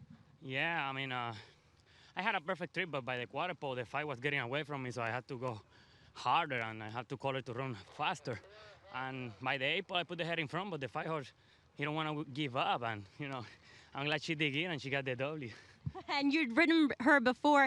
Is this just a thing that, you know, this race was a bit easier than the graded stakes company horses she'd been facing? Of course. Last time she ran against Somber, and she just got beat by 5 lengths. And today was a easier race, but the 5 horse gave me a lot to do. Jose, I have a little bit of a question as far as just from a general jockey's perspective. We pulled up and you said, man, I was riding too short. How often does that happen, and how does it affect you, being an athlete that rides every single day? I mean, don't affect me much on the race, but after the race, I get like a little bit more time than I do all the time. But it didn't affect me at all. And just before the race, I was comfortable the weight I was, and when the gates opened, I was a little bit too short than I wanted to. After all, you are riding a 1,000-pound animal with legs and your feet pretty much jacked up about 5 inches from your hind end here. And when you say riding too short, it means your stirrups were a little bit on the shorter side. They were a little bit closer to your hind end than what you're used to. But Jose, job well done here. You look good anyway down the stretch. Thank you. All right, Greg, back to you. Maggie, thanks. So Verve's Tail just so game down the stretch. Outfights Blue Prize for the victory. You see just reaching for that wire. Yeah, congratulations to Mr. Fipke. This is a homebred. He's passing out diamonds wherever he's at, but that's why you don't want to take 4 to 5 on Verve's Tail. She won, but she gave you a little bit of a heart attack. What an effort as well in defeat from Blue Prize. Just a big-time race here. Down on the inside, too. Not an easy place to be in. Well done by Jimmy Graham. But props go to Jose Ortiz, the meet's leading rider. Verve's Tail dropping out of a grade 1, and the class prevails. Class won that. You make the greatest point there. I mean, Blue Prize ran her absolute heart out. Just class wins. You look at the jockey standings, and Jose starting to push away from his brother. Johnny V starting to close that gap in second. But, man, these Ortiz brothers are darn good. 2 wins today for Jose. Meanwhile, Todd Pletcher up 3 victories on Chad Brown, 28-25, but they both have a ton left in the arsenal to come. They really do. Chad's got a couple horses tomorrow that he's dropping. I think he's going to have a big day. He might close that gap. We still got plenty of days of racing here and plenty more editions of Saratoga Live. We're going to take a break in the action. Of course, the solar eclipse, going to be a total eclipse coming up on Monday, so we thought we would bring the Solar Eclipse Awards for Horse Racing's honors when we come back. Claiborne Farm presents Trap Shot. This graded stakes winner and multiple Grade 1 performer is now an emerging young sire. His top runners include Fish Trap Road, winner of the Grade 3 Dwyer Stakes, plus 2-year-old stakes winner Mirai, graded stakes place Quick Release, and Grade 1 performers My Man Sam and Wild Shot. Already ranked among the nation's leading sires of 2-year-old winners, Trap Shot has the speed, the class, and the pedigree to remain Tappett's top side. Trap Shot at Claiborne Farm. Make NyraBets your home for online horse racing and betting. Use NyraBets to bet on live horse racing from around the world. Bet from anywhere, anytime using your computer or mobile device. Earn valuable reward points on bets. Play in our exclusive promotions and earn cash rebates. Sign up at NyraBets.com and start earning your sign-up bonus today. NyraBets, racing's best play. Use promo code PICK5 to get a $200 new member sign-up bonus on NyraBets.com.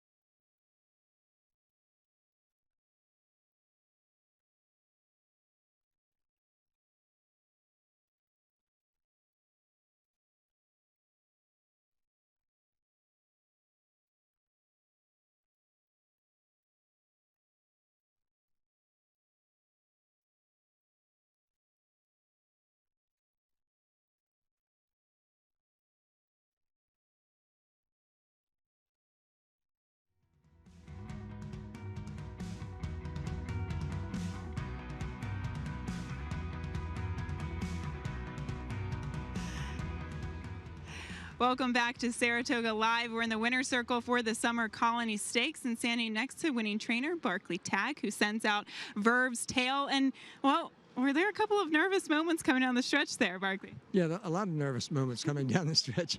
I thought with Chad's horse out, I thought she'd have it a little easier, but she had to run the whole way, and that other horse didn't give up either, so it was tough.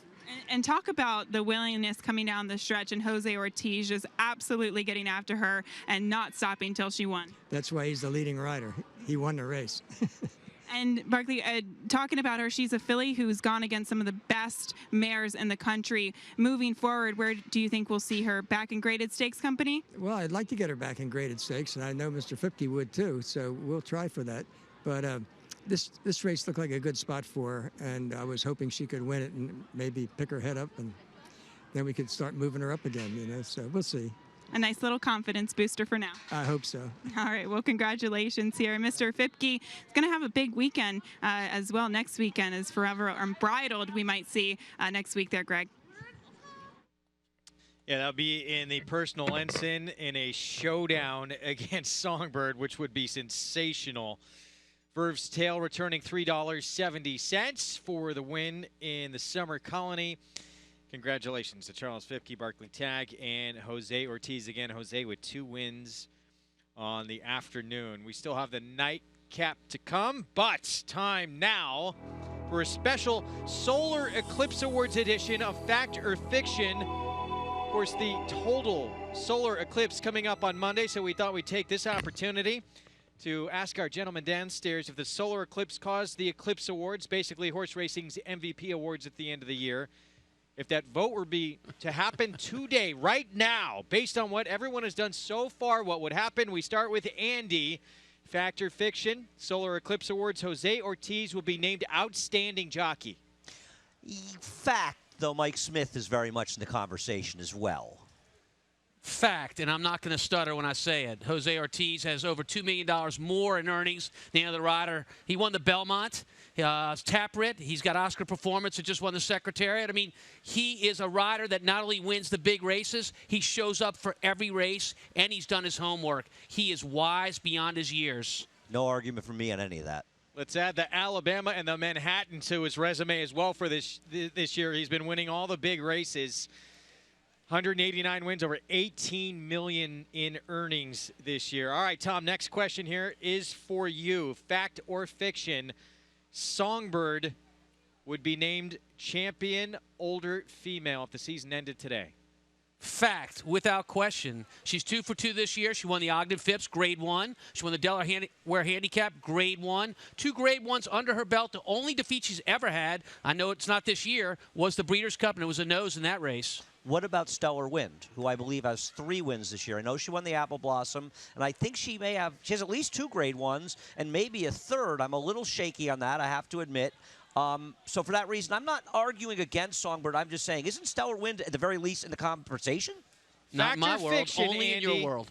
Only in the world where accomplishment matters, not fandom. You guys are the biggest fanboys. It's embarrassing for a man like Andy, me. Songbird would be named champion.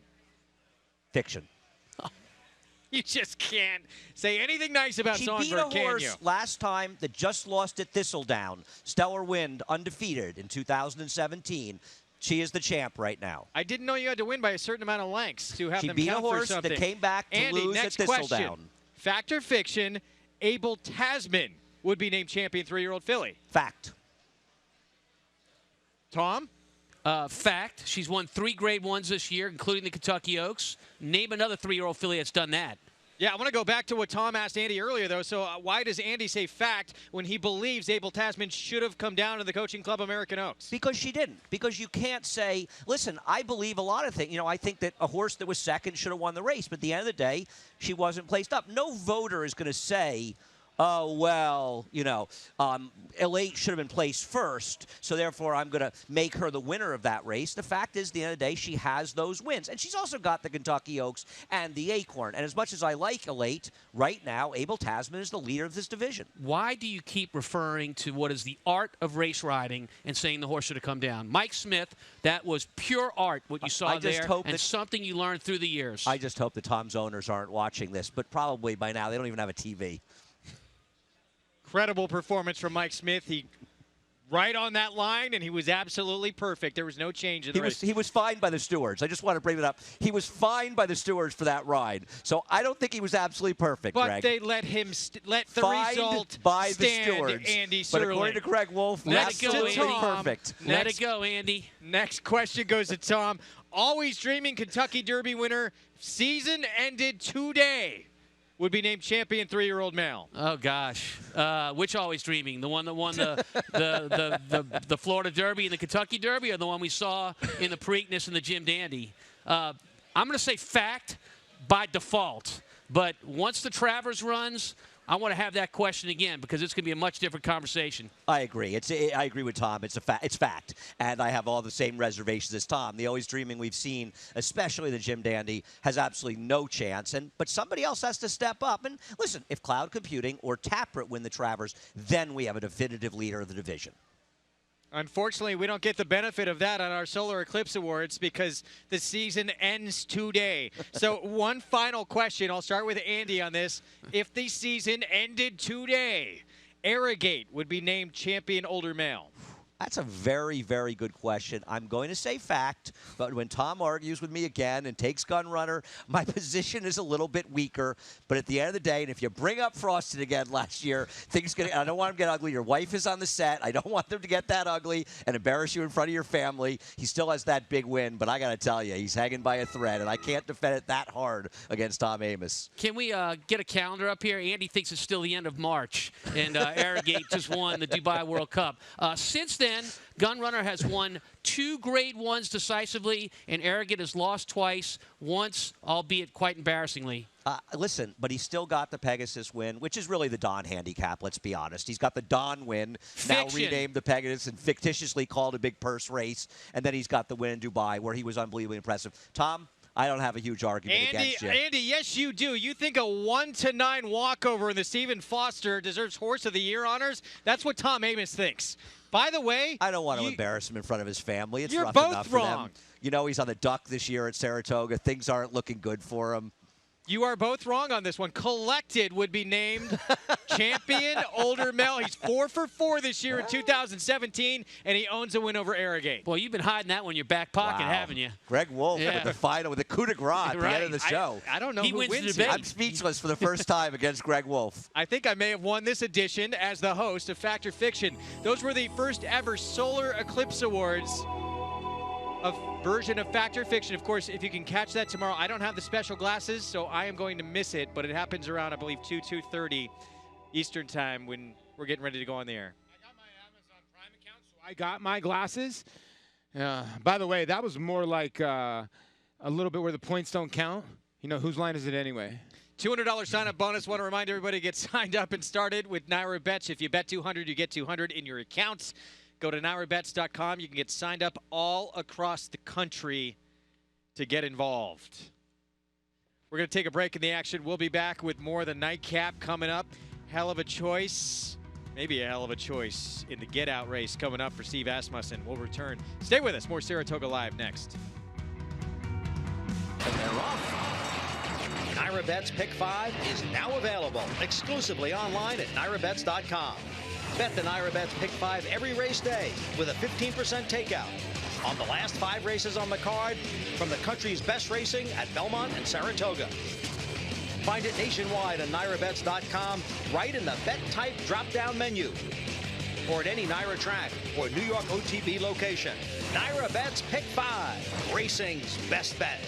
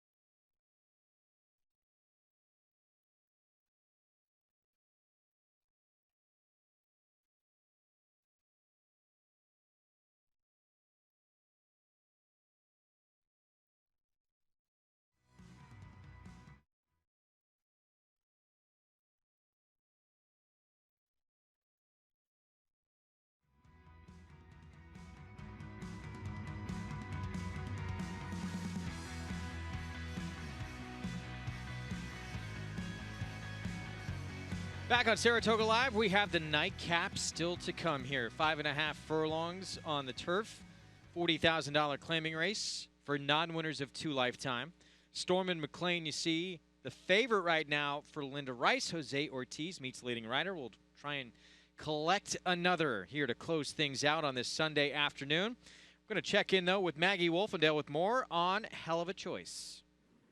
We'll see if he is hell of a choice here, Greg, as he is coming back off of a layoff dating back to mid-March from the fairgrounds where, well, he took to turf sprinting pretty well down there in Old New Orleans. And looking at him, he's extremely fit coming back here, and he's sharp. So he's a horse that was not without some at least early type of foot. We'll see what he does here coming back for this non-2 for 40. But certainly looks well prepared here for Steve Asmussen, who has already enjoyed a good day. Guys.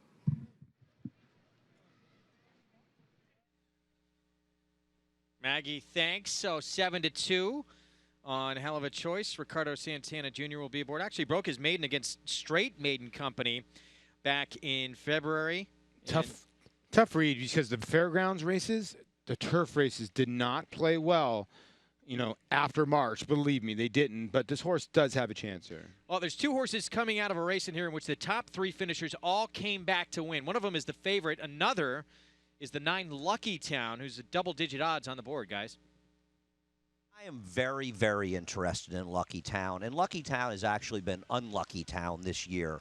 In his first start of the year, his first start on the turf of the year, back on June 3rd, his rider Angel Roy was on him that day. I think he'd like, this is last time. He got in last 2 back, he lost all his position. Let's watch his last race where he's the number 3 horse. He gets completely eliminated at the break and breaks a length and a half slow. This is a horse who has the speed to be much more forwardly placed, which was taken away from him 2 back.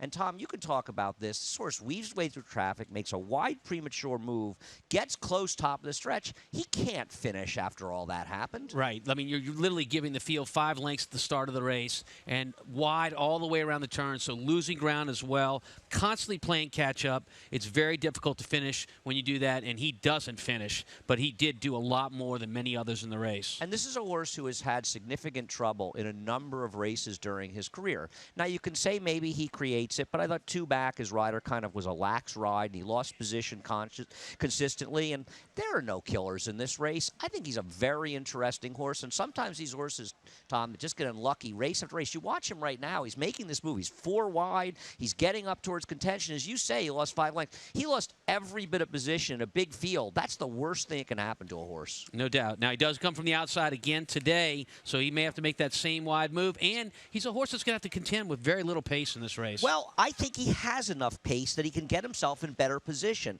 and I think Angel Arroyo knows that. He doesn't want to make the mistakes he made 2 races back. Now he gets him back aboard. This is a horse that I think is good enough to win this race. He's a big price, and maybe one day he'll just get a little bit lucky. You have an interest in the 2, I want to say, Eniswat. I'm not sure how to pronounce it. I'm not sure why you like him, but he's a price. Well, I like him because he made big improvement at Laurel last time, going in a sprint on the turf, which is what we're doing today. His first time ever on a sprint on the turf. Look, I get it. It wasn't a solid field, maiden 25,000. But the thing he has going into this race, at 20-1, I might add, is speed. And I don't see a lot of speed in this race. Look for the 2 to go right to the front, control things, and at 20-1, why wouldn't you give this one a shot? Listen, I've already bet some dopey long shots. I'm not knocking them. I thought Boku Bucks and even Ventry Bay may have some speed. The 5 Gasconade, I think this is a horse that Gabby, might be interested in. You're interested in him as well, getting back to the turf. Getting back to the turf and getting back to a distance that I think he likes. This horse, to me, is better at 5.5 furlongs than he is at those other distances. So you're getting a race that's right in his wheelhouse.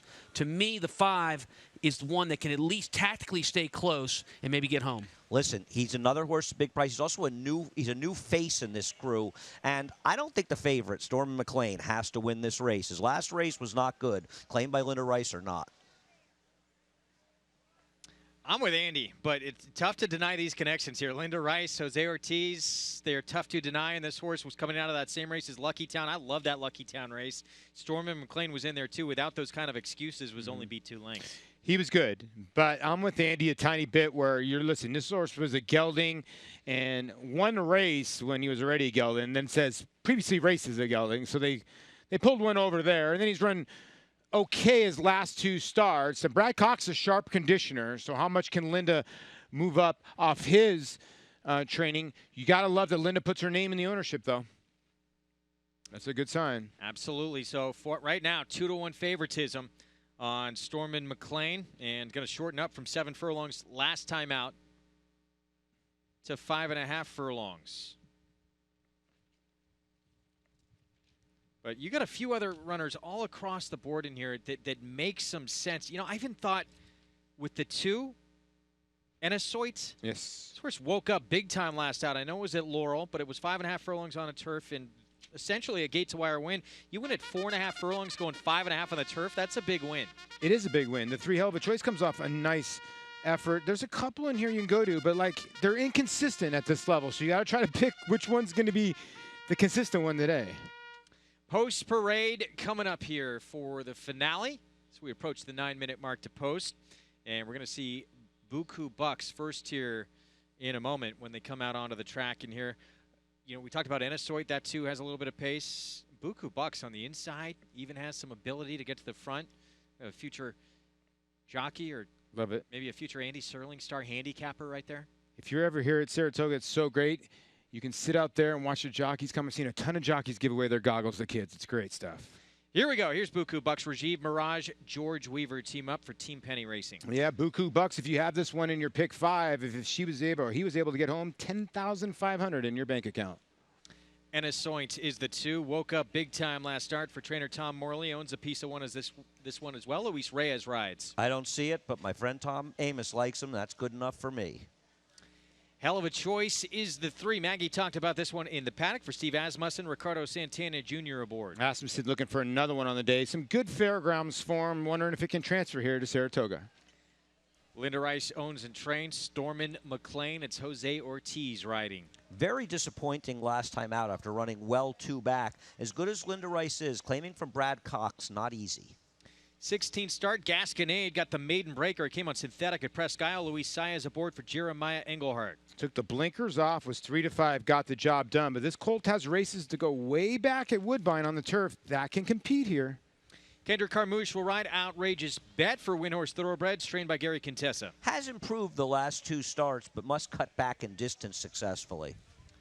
Ventry Bay blinkers come off for trainer Wesley Ward. John Velasquez on. You know, the horse got gelded 2 back, and he's actually gotten worse, even though his last race was a little bit better, but back to sprinting might help. Huge long shot Deary for Gateway Stables, and trained by Leo O'Brien with Rosario Montañez. Hasn't really been able to get back to his best form of last year. Lucky Town we've talked about. Rodrigo Ubillo sends this one out. Angel Arroyo for Lake Star Stable. This horse needs a trip, and Andy Serling going to try to go to Lucky Town. Blinkers go on.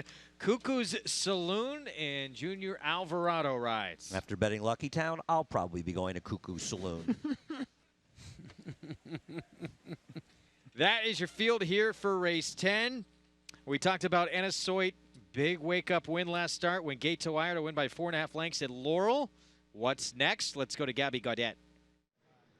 Thanks, Greg. Yes, we want all the Morleys here on the show. Pretty soon we're going to have Baby Grace on the show as well. But Tom sending out Enesoit. And before we get into this horse's actual performances, talk a little bit about the name and how you got the name for this one. He'd been working very well down at Belmont, and I actually bought him on spec as a yearling, and I always wanted to name a horse after a lodge in Africa that was very special to Maggie and I. And so after a few pieces of work, I thought that he was probably the horse to name Enesoit, and so we went ahead, and that's what we did. Pretty cool. You guys vacation there at a special place as well. And talk a little bit about this horse. He's done several different things. Sprinted on the dirt, gone long on the turf. Do you think you finally figured him out last time? Yeah, I think, you know, his half-brother 3-Alarm Fire always promised to be a very special horse for West Point. And he showed plenty of speed as a 2-year-old. We sprinted him a couple of times on the dirt as a baby. And then he got a little bit of an injury, and he was out for the rest of the year. We brought him back, tried him on the dirt, and he was very disappointing in that start. We went to the grass, and his first start on the grass going long, he crashed into the rail with Rajiv very early in the race and got very lit up. and he actually ran a pretty sneaky race there. Came back in the next race, and there was no pace in front of him, and he was very keen, and he didn't finish as well as he could have done. So we reverted to sprinting, sent him down to Maryland, hoping to find an easier spot. And to be honest, he really did impress me that day. He ran a pretty decent time on what was rain-softened ground as well. Had been raining for about half an hour before the race. So I'm hoping on a faster surface we see a real good performance today. And do you think he's going to show as much gate speed as he did last time out? Is that the strategy to kind of get him out of there? Yeah, funnily enough, I looked at this race on paper, and there doesn't appear to be an awful lot of horses who'll go with him early. Maybe the horse directly on his outside with Santana for Asmussen will run with him, but I'm certainly not going to try and take that away from him. If he breaks on top, then we'll stay there. All right. Well, best of luck here, Tom. Thanks, Gabby. All right. We'll send it back to you as Tom has to go join the other members of his family. Tom Morley, Maggie Wolfendale, Safari Adventurers. Who knew? Right? We're going to take a break in the action. We'll be back in Ennisoid. Get It Done. It would be at a big price here at 16-1 on the 2. The finale when we come back.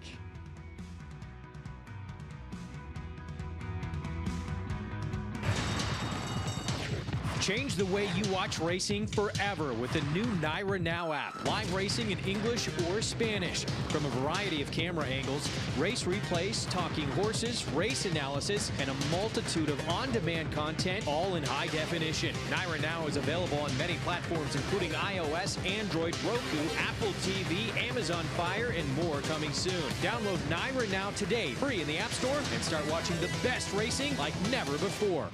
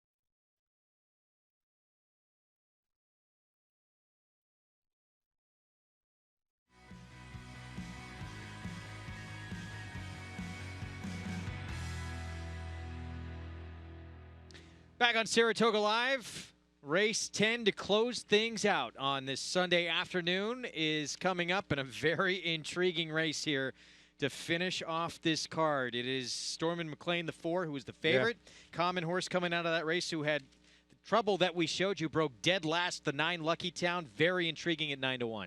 Yeah, and you know, the horse that's the tricky horse to read is the 7, Ventry Bay, a horse that, you know, Wesley Ward always likes his horses to sprint. They gelded this horse 2 back, and he went immediately long after the sprint. So blinkers are coming off, so he must be fast in the morning. And not even close in terms of who he's dropping in class. He's been facing so much better than anybody else in this field. With more on Ventry Bay, the 7, let's go to Maggie. You said it, Greg. I mean, the class relief is extremely evident here with Ventry Bay. Now, the turn back in distance is a bit intriguing. As a physical, he certainly looks as though he should be able to handle it. You know, he's a bit of a shorter coupled, rounder body type of horse, and that just says more sprinter to me. But the thing is, the blinkers do come off, and he's a little bit more relaxed than what I've seen him on the past. He has come alive a bit more on the track, so that's a good sign. I wonder what the tactics are going to be for him. Are they just going to sit back and hope to make one run down the lane? We'll see. I don't think he's as fast to be forwardly placed here in this 5.5 sprint for Ventry Bay. So for any last thoughts, Andy, Tom, what can you offer here? One thing I want to talk about the dynamics of these sprints. In general, general, especially I think with the rails up, but in general, and all of our 5.5 furlong turf sprints are run the Mellon, the outer turf course, speed has not been a big advantage. We have seen closers dominate these races throughout the meet, Tom, and frequently out in the middle of the racetrack. Yeah, almost a boomerang approach where they come out of the turn and wheel out to the outside, and you see a great deal of that. I would say this about the turf course. When you're looking at it and you see the seams in it where the turf actually changes colors, oftentimes that's because part of the turf has been used more than another.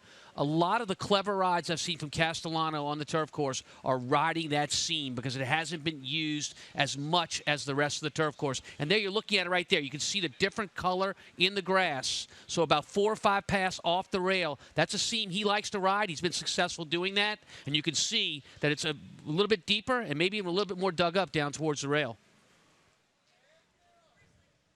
A great point there from Tom. So who will take advantage here, and who does it set up for best in this spot? It's a good question. It really is. I think the 6 is going to be a little bit better getting off the rail. That horse can maybe show a little bit more speed, but he has trouble out of the gate. He needs the break. Loading up for the nightcap. There's the favorite, the 4. Stormin McLean. Jose Ortiz meets leading rider. Looks to add one more here before Sunday comes to a close. Let's send it upstairs to the voice of New York racing for the call, Larry Colmus. Here comes Lucky Town into the starting gate.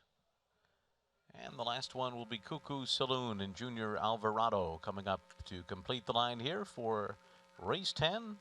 They're all in line and ready for a start.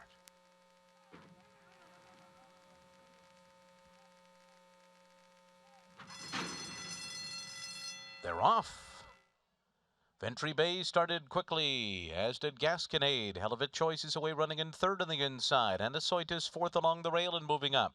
Then Cuckoo Saloon, followed by Lucky Town. Stormin McLean mid-pack early on, ahead of Outrageous Bet, Deary, and Buku Bucks is last of them all. Racing for the turn, and it's Anasoit who has grabbed the lead. Anasoit went 21.38 for the first quarter, leads it by a neck over Ventry Bay. Cuckoo Saloon is third on the outside. Behind the leaders, Gasconade tracks them from the rail in fourth. And then it's Hell of a Choice. Lucky Town to the outside. Stormin McLean is still 5 lengths behind and riding the rail to the top of the stretch. Ventry Bay on the outside has taken the lead. It is Ventry Bay in front. Stormin McLean is running on in between Anasoit and Gasconade and is now taken second. And then it's Lucky Town on the outside. Here comes Stormin McLean up after Ventry Bay. Ventry Bay's holding on to the lead though. And Ventry Bay had something left to beat Stormin McLean. Gasconade was third. Lucky Town fourth in 1 minute .82. 2 ticks off the track record here. Another very quick time. Ventry Bay, Wesley Ward, blinkers off, and a drop in class paying dividends. Well, the public got it right? I mean, Wesley Ward, this is his game. He loves sprinting on the turf. Very, very strange that he sprinted this one first time out and then went long immediately here, Tom.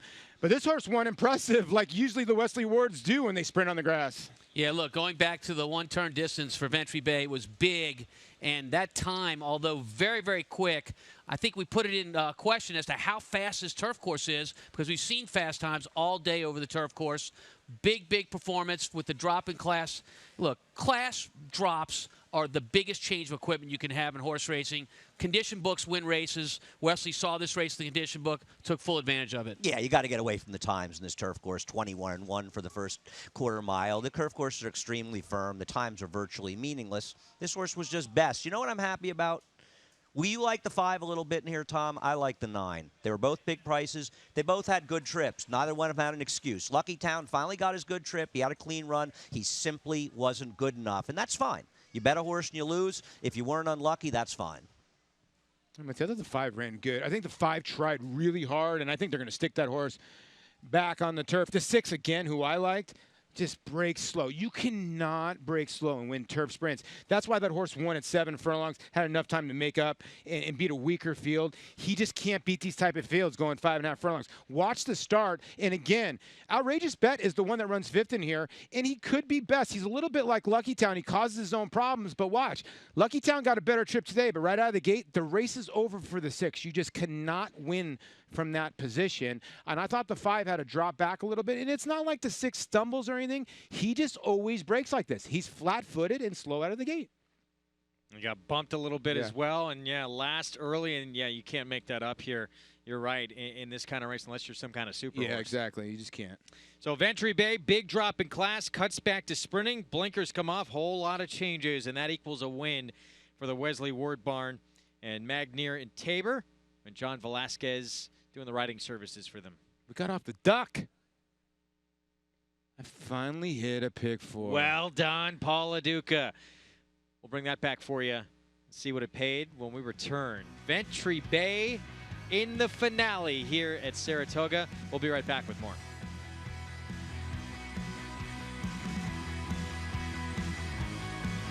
Undefeated in sprint competition, Eclipse champion Run Happy captured 3 Grade 1 victories and set blistering speed records at both Keeneland and Saratoga.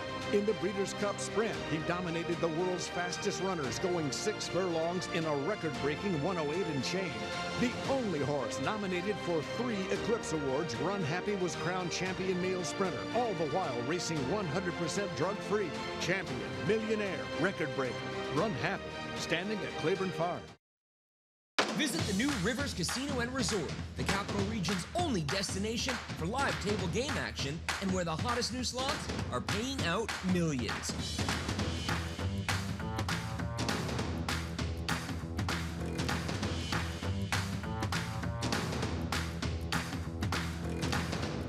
Sign up for Rush Rewards and play up to $500 in slots on us. Plus, we'll double any casino offer and match your tier. Rivers Casino and Resort.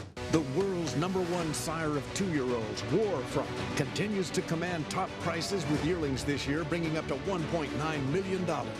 On the track, Warfront has sired recent Grade 1 winner Avenge, Grade 1 victors Brave Anna, and graded stakes winning juveniles in France, England, and Ireland, Roly Poly, War Decree, and Intelligence Cross.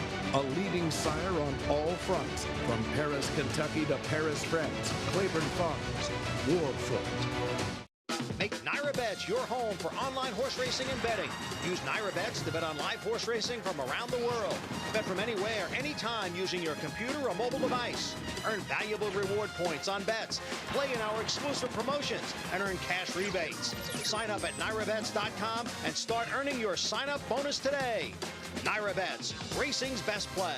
Use promo code PICK5 to get a $200 new member sign-up bonus on NyraBets.com.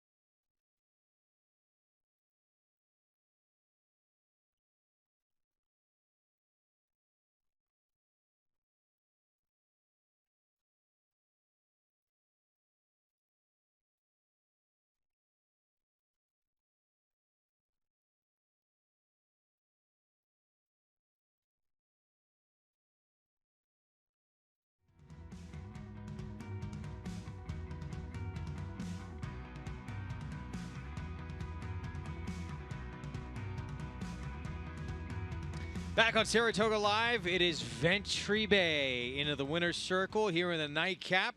Son of Scat Daddy drops down in class, blinkers come off, shortens up in distance, and gets the win here over Stormin McLean and Gasconade, who ran pretty good here, coming in from Presque Isle down. Yeah, I thought a good race, but good job here by Ventry Bay. And if you had that Naira late pick 5, not bad, a little bit over 2 dimes. 440 on the pick 4. We got the pick 4 Hit for by 440. Paul LaDuca. More on that in a moment. Let's go downstairs to Gabby.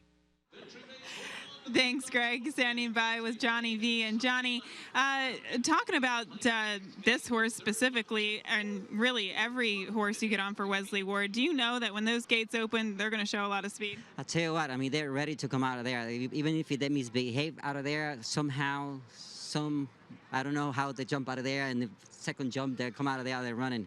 So I was ready for it. You know, you got to be ready for them, get ready, even if they stumble a little bit out of there, but second jump, third jump, they're ready to go. So, I mean, they're quick. And he obviously showed a tremendous amount of skill, even coming down the stretch and turning back multiple challenges as well. It was really good. I mean, he settled really well right into the turn, and the horse got inside of me and started getting out, and then I started getting worried that he's going to, you know, take me too far out, so I had to put a little bit of pressure on and hold that horse in the inside. But once he got to the lead, he started waiting for the company, so I was pretty sure that I had something underneath of me, and then I got busy with him, and he responded right away. Now, it was only a couple ticks off the track record. How quick is the turf course? The track is fast. Obviously, you know, it's been very dry in the last couple of days, but they actually have it really tight as well. They must be rolling it, you know, because obviously it's pretty loose on top of it. So it's tight. It is really tight. But, you know, the horse has to like it, too. I mean, he seemed to handle it very well, and he showed it today. And shifting gears to, obviously, the Travers, and Always Dreaming put in his final work and prep for the Travers on Friday. You were aboard. Johnny, what could you make of his last race, and how do you think he's coming out of it with that most recent work?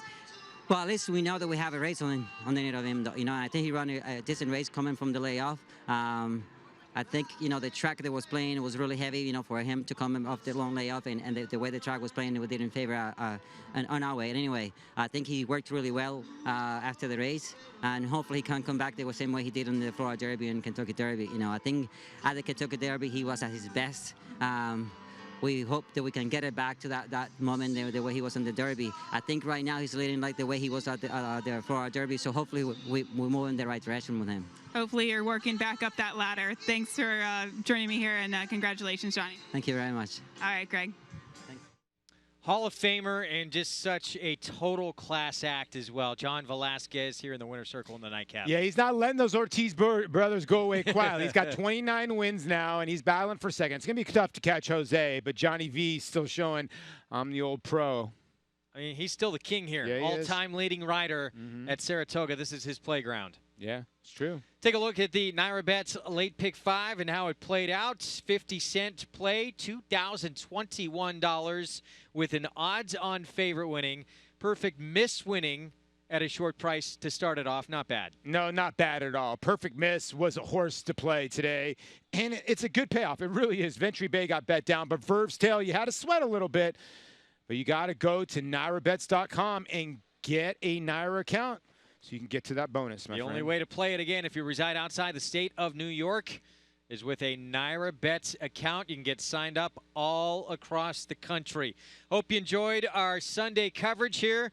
Our week's not over. We are back on Monday for more, so don't go anywhere, Paul LaDuca. Sleeping over at Saratoga, handicapping tonight. He's going to see him in the morning. It was Verve's Tail. My sleeping bag's over here, Greg in Wolf. the Summer Colony. Getting the win for trainer Barkley Tagg, with Jose Ortiz in the irons for Charles Fipke. Verve's Tail, odds-on favorite, getting it done and taking advantage of no going for broke in that race as well. We will see you on Monday to close out another week here at the Spa.